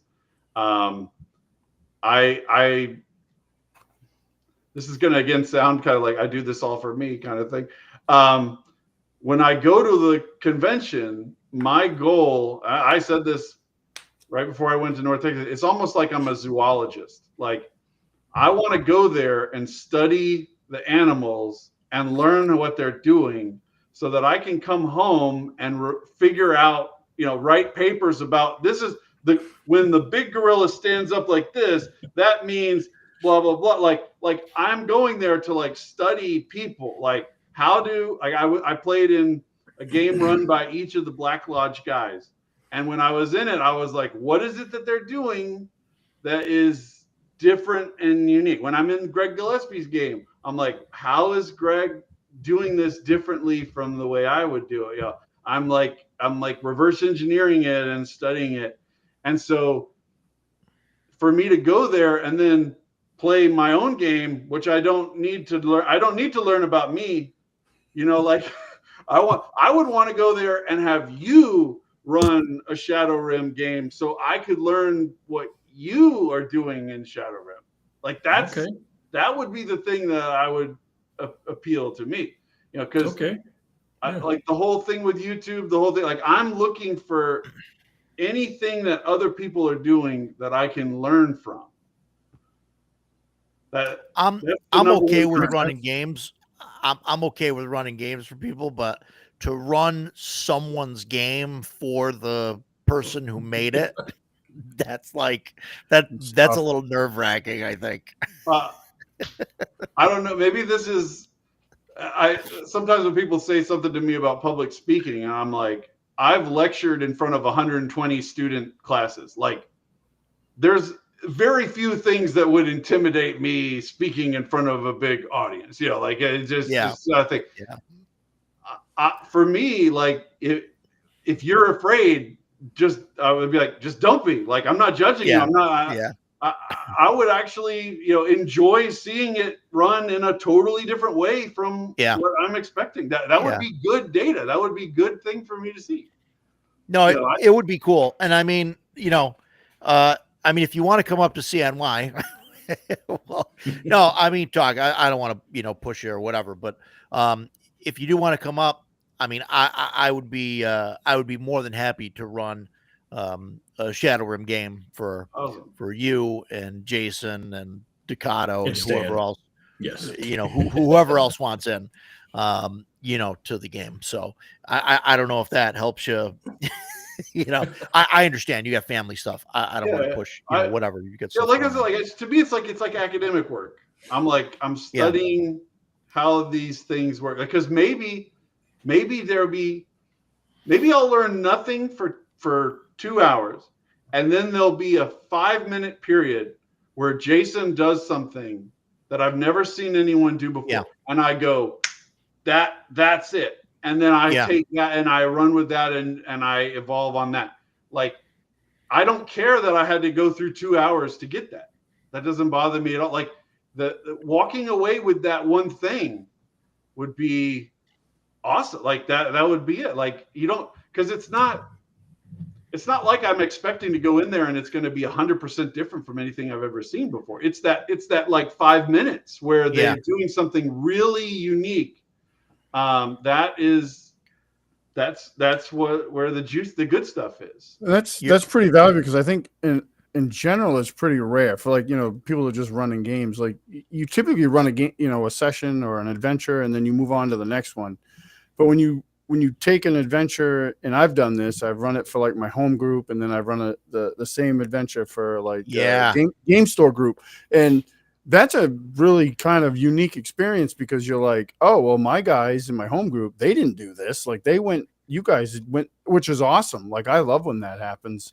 But I don't think it's something that game masters get to experience as much. So, like, what you're talking about is, I did that throughout my career. Like, I would go and train with people, and I was a trainer at work, but like half of my thing when I was training was listening, like, how are they doing it? Like, I understand, like, getting the material, but like, how are they presenting the material? How is it coming off? Or, and just different ways of doing it that maybe I hadn't thought of. So that's a unique experience. It's a good too. I have a pretty good example from Alien. So the starter box adventure for Alien is called Chariot of the Gods. It's very good. I'm not criticizing it. But the way it's written, you're supposed to basically have everybody wake up kind of out of the cryopods, like in the movie, and they have kind of like 10 or 15 minutes to kind of get coffee and wake up and do all of this kind of stuff. And I've run the module like that. I've done that. I run it, I think, 3 or 4 times. I can't remember. It bleeds into the other modules too, so it's hard to remember that. But one time I ran it, I said, okay, I'm not going to do that this time. I'm going to have it. Your cryopod is opening, and there is a collision alarm at full blast, klaxon.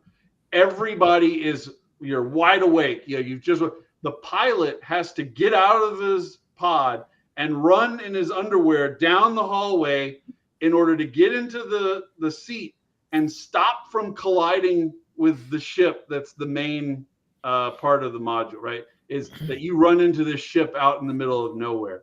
And as written, your AI on your ship detects that you're going to run into this and wakes everybody up in plenty of time for you to wake up and slowly adapt to the fact that I was like, what if it's right in your face, like that second? And if you fail that check, if you run in your underwear down into the pilot's chair and then you fail that check, it seriously damages your ship now because you collided with this other ship. And then there's all these consequences. So there's real stakes, There are way more stakes than just getting up and leisurely adjusting your course so you don't run into this other ship. Making little changes like that, that's where I think is the goal. Because if you learn enough of that stuff, we could eventually make it so that all of the modules run better. We can develop practices and ways of writing things and ways of doing things so that it improves all of it. And that would be, so if I went to a con and Stan is running this, and instead of opening up like that, he's like, you're running down the hallway in your underwear trying to prevent your ship from running into this other ship, I would be like, that's the good stuff. I can use that. I can put that somewhere else.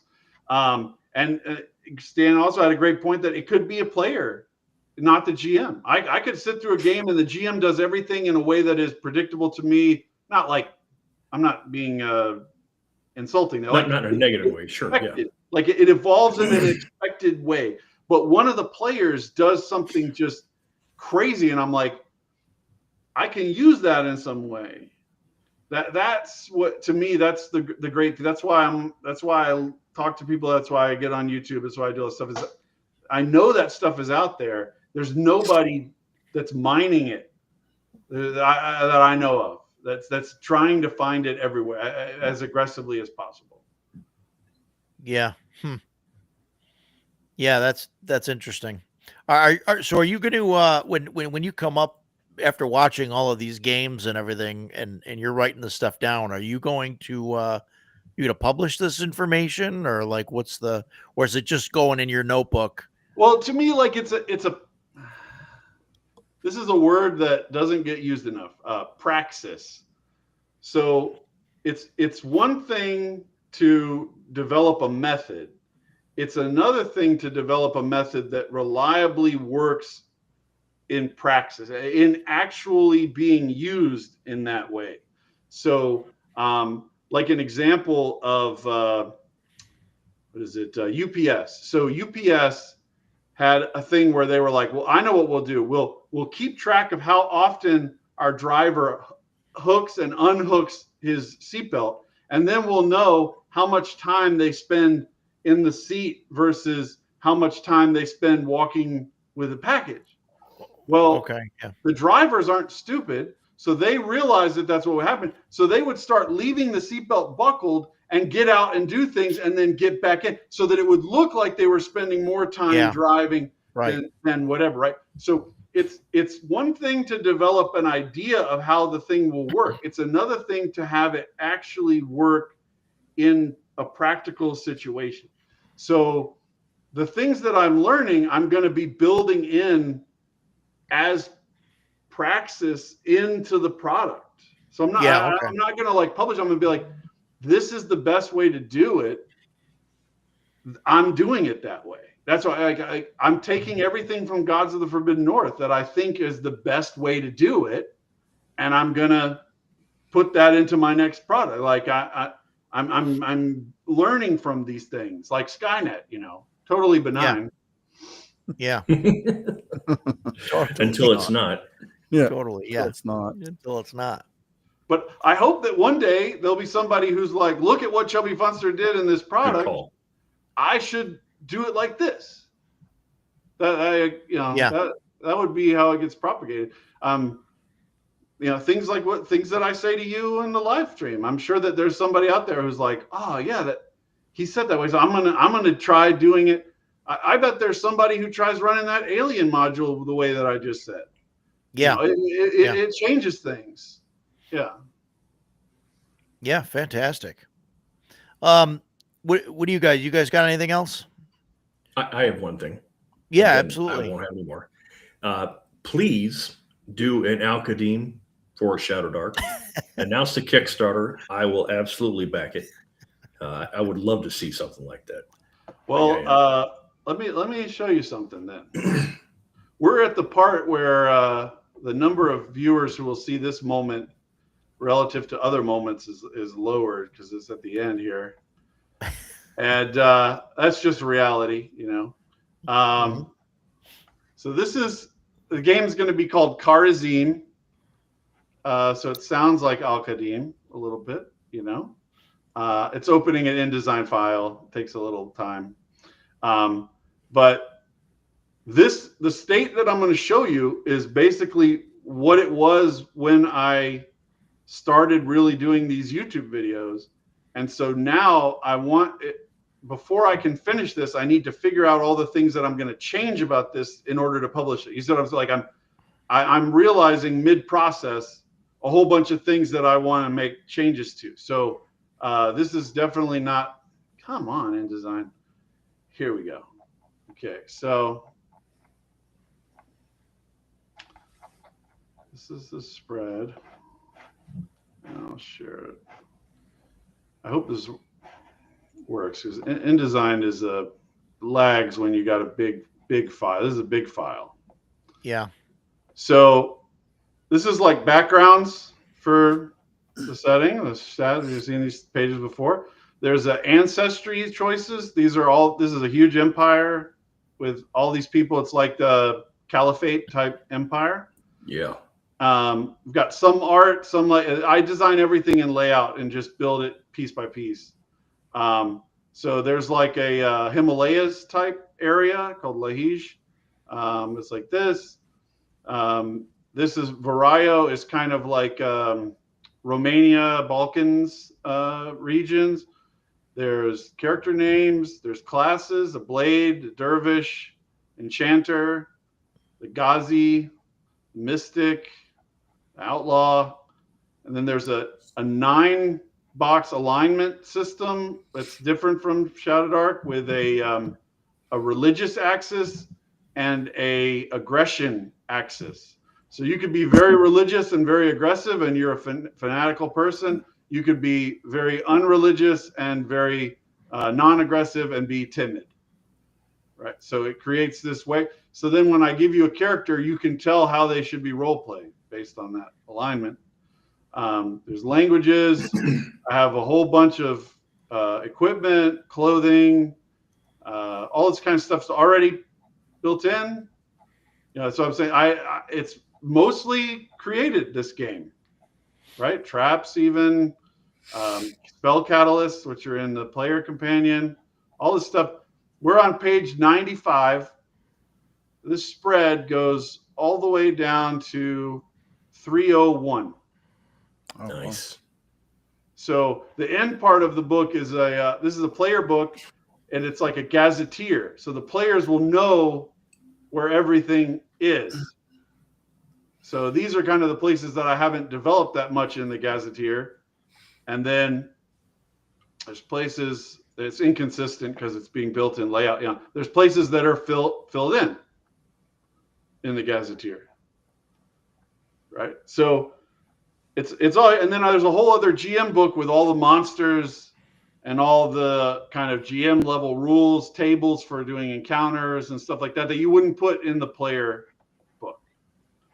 But it's just it's a big lift to make 300-page books. Yeah. You know, so man, well, I applaud your effort, dude. That's amazing. So that's where we are. So, like I said, like I have that analysis paralysis. There's all these things about this thing that I want it to work a particular way, but it's not finalized in my brain.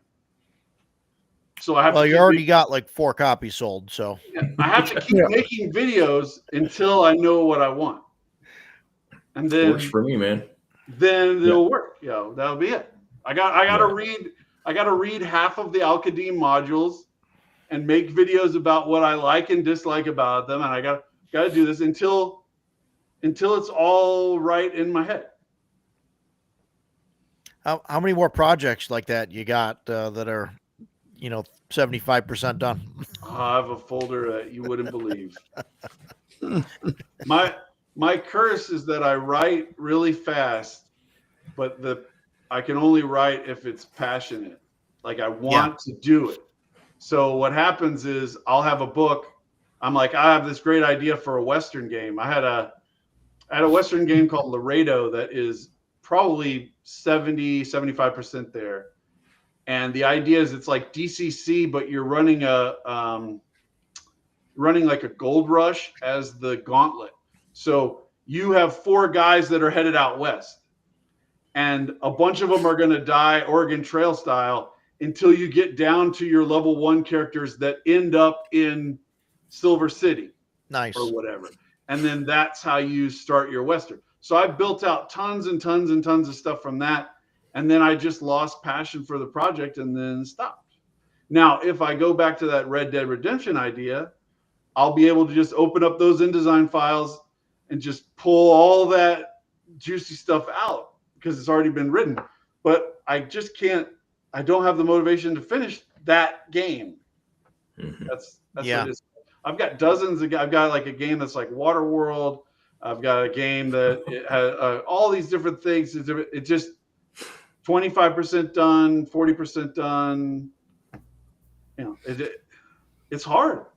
Because in order to get to the end of those books, like all of the parts have to work together in your head. Sure.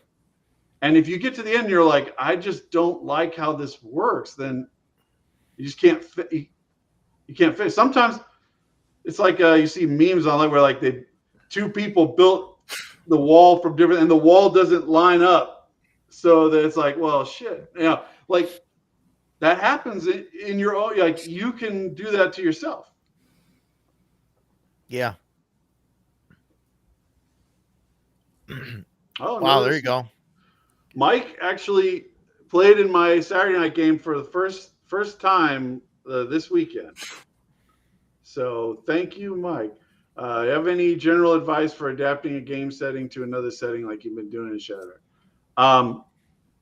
First, you have to understand that everything is basically a skin, to use a MMO term. So if you took Grand Theft Auto 5 and you took all of the visual assets out of the game and you replaced them with Star Wars visual assets, it would still mostly work, right? Like it would be very close. So when you see something in a game that you like, realize that you can take the skin off, adapt whatever the thing is to something else, and then adjust the skin to even if it's Skyrim to Shadowrim, pretty close. You still have to adjust that skin. It's still like it can't work the exact same way as a video game. But look at what it is about the game that you love, the system that you love, whatever it is, and find out the essence underneath the skin of whatever it is. So like, I love the idea of finding ingredients and having to experiment to make potions. It feels as close to like real alchemy as I've seen. There's a game called Kingdom Come Deliverance that has a fantastic lock picking mechanic where it really feels like you're trying to pick this lock, like you're trying to like balance things and twist them at the same time. It's really good. Now, obviously, I couldn't port that over directly to D&D, but there's probably something that you could find to extract out of that. Like so take whatever it is and remove the aesthetics of it and see if it still works. So like in the Strahd video, I know Mike watched all those because he commented on all of them.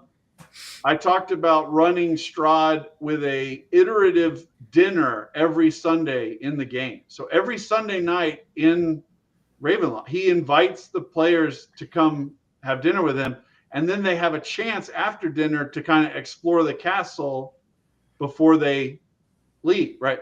But they can choose. They can have nights where they come in and they don't do anything because they don't want to cause any trouble, and then they have other nights where they do.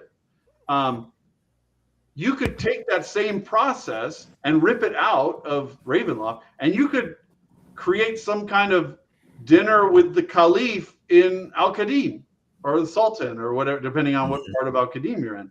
And every Sunday night, the Sultan invites you to come in and you talk with him, whatever. And he could be a terrible Sultan that you're like just trying to get in the good graces of. and over months you develop your plan to depose him as the Sultan, and it would work in Al-Qadim just as good as it would work in Strahd. You see what I'm saying? Those are the kind of things you have to find the underlying element that you like and pull it out of whatever it is. Yeah, I thank you, Agile Monk. I'll reach out and talk to you. We've talked on YouTube for a long time, so it's no problem. I will send you an email. Yeah. Yeah, I think sometimes people can't see the like what you're saying with the skins and stuff. Like a lot of the stuff is pretty easily translatable to another to another system, to another setting, just different genres and stuff. You just got to be willing to kind of make that kind of that visual. You got to do it in your head. You got to be able to see that flip. And that's one of the reasons why I recommend people play other games, even if you think you're not going to like the game. So like I'm sure there's a ton of people who are like, I've never played Vampire, and I know that I'm not going to like Vampire, and so I'm never going to play Vampire. But there could be one element of the storyteller system, maybe a subsystem that most people don't even think about as being part of storyteller. For instance, there is a backgrounds system in the original Vampire the Masquerade, not the red one. I forget what it's called. But in the original Vampire the Masquerade, where you have like the way that they track resources and allies and contacts and stuff like that. Some of those ideas are also in Traveler. You can see the connection between how they work, whatever. But you might be playing Vampire and see that and go, oh, that way of representing resources, I could take that and put it in my Dark Sun game. Like you never know, especially for games that are being played by thousands and thousands of people. I'm not saying check out everybody's Heartbreaker on Drive-Thru RPG, but like big substantial games, there has, if you play Vampire the Masquerade and you can't learn anything, then I question your sentience. I mean, like, sure, there's got to be something in there that you go, oh, I could use that somewhere else. That's what you got to do. Like, you got to play. When I went to North Texas, like I was just saying, I played in 7 totally different systems. I didn't play 7 Shadowdark games because I like Shadowdark, right? Like, sure. I played in Vampire and Traveler, and Shucked Oyster was the Shadowdark game, and I played in Greg Gillespie's Dragon Slayer. Like all these different things so that you can learn. Otherwise, how are you gonna? If you play AD&D every day until you die, you're going to know less than somebody who plays a lot of AD&D, but they play Vampire and they play Traveler and they do other things, because you just by getting out of that ecosystem, you learn a lot more. I love Alien. I dislike Walking Dead. It's almost the same thing, but by playing them both, I can see the thing that I don't like about Walking Dead is now very clear, because Alien is almost the same thing, but it doesn't have this part, and that's the part that I like. So, okay, that's the thing I need to save, and I don't want to accidentally delete it. That's how you find new things. Yeah, absolutely. What else we got for Greg? We're way over here. We're past his time, I think. New I don't know. New record, yeah. Yeah. New record. What do you got, Ducato? Anything? I'm long-winded. No, I'm good. This has been great. We're good, Very Jason. Informative. I'm good, man. Sure, you guys good? Greg, you got any final words, thoughts? I'm hoping to keep dropping the Forbidden North videos over the holiday break. Yeah. There's so much to just making one of these videos, because it's such a rich setting. Like, you get to the end and you're like, oh man, like I've actually learned a lot doing this video. Like I'm like, oh man, there's things that I didn't even appreciate the first time. stuff like that. So as you go through, like I think you guys will see how great why I think it is. And so when that Karazim game comes to market, there will be elements that I've found by doing this analysis that are going to be in there. I agree with Vamirez that shadow is overplayed as a word now. We got to move on. Yeah. Shadow and dark, man. With all these settings that are like Shadow Sun, Shadow Rim, but then also like, what are the Space Dark? What is there's a Cyber Dark. There's all these Dark Light. Yeah. Dark Star. Dark Star. Yeah, it's oh man, there's so much. Let's come up with new names. It's well, as soon as a game comes out that has a catchy name that people can make things for, that'll be the next Light Bright, yeah. thing. Yeah, Light Bright, yeah. So, well, thanks everybody for coming on. Yeah, thanks Greg. Thanks for thanks Greg. Thanks for being here and chatting with us. And I'm amazed that we're at a higher number watching right now than like for a lot of the thing. It is tailed up at the end. That's great. You started talking about remaking Al Qadim, and everybody came back for that. People were telling their friends, like, "Oh, he's doing it. Let's go back and check it out." But no, thanks everybody for coming. Again, like, share, subscribe to all of our channels. Jason doesn't have a channel yet, but someday soon. There's one coming. What was it? Well, yeah, what was in carpentry or what? Castles in Carpentry or something like Castles in Carpentry. Well, with that saber on the wall behind you, it gotta be cavalry and something. I mean, Cavalry and Carpentry. Yeah, I was in second Cav. No, I'm retired. There will be no Army stuff in any video that I ever do that I'm not going to do. So just forget about it. So, well, thanks everybody for coming. I'm not sure what we're gonna do. We're gonna do next week yet, but we'll get a post out about that soon. Thanks everybody for coming, Greg. Thanks again. Seeker's Hollow is in the he's also running one of those Terra Invictus solo plays.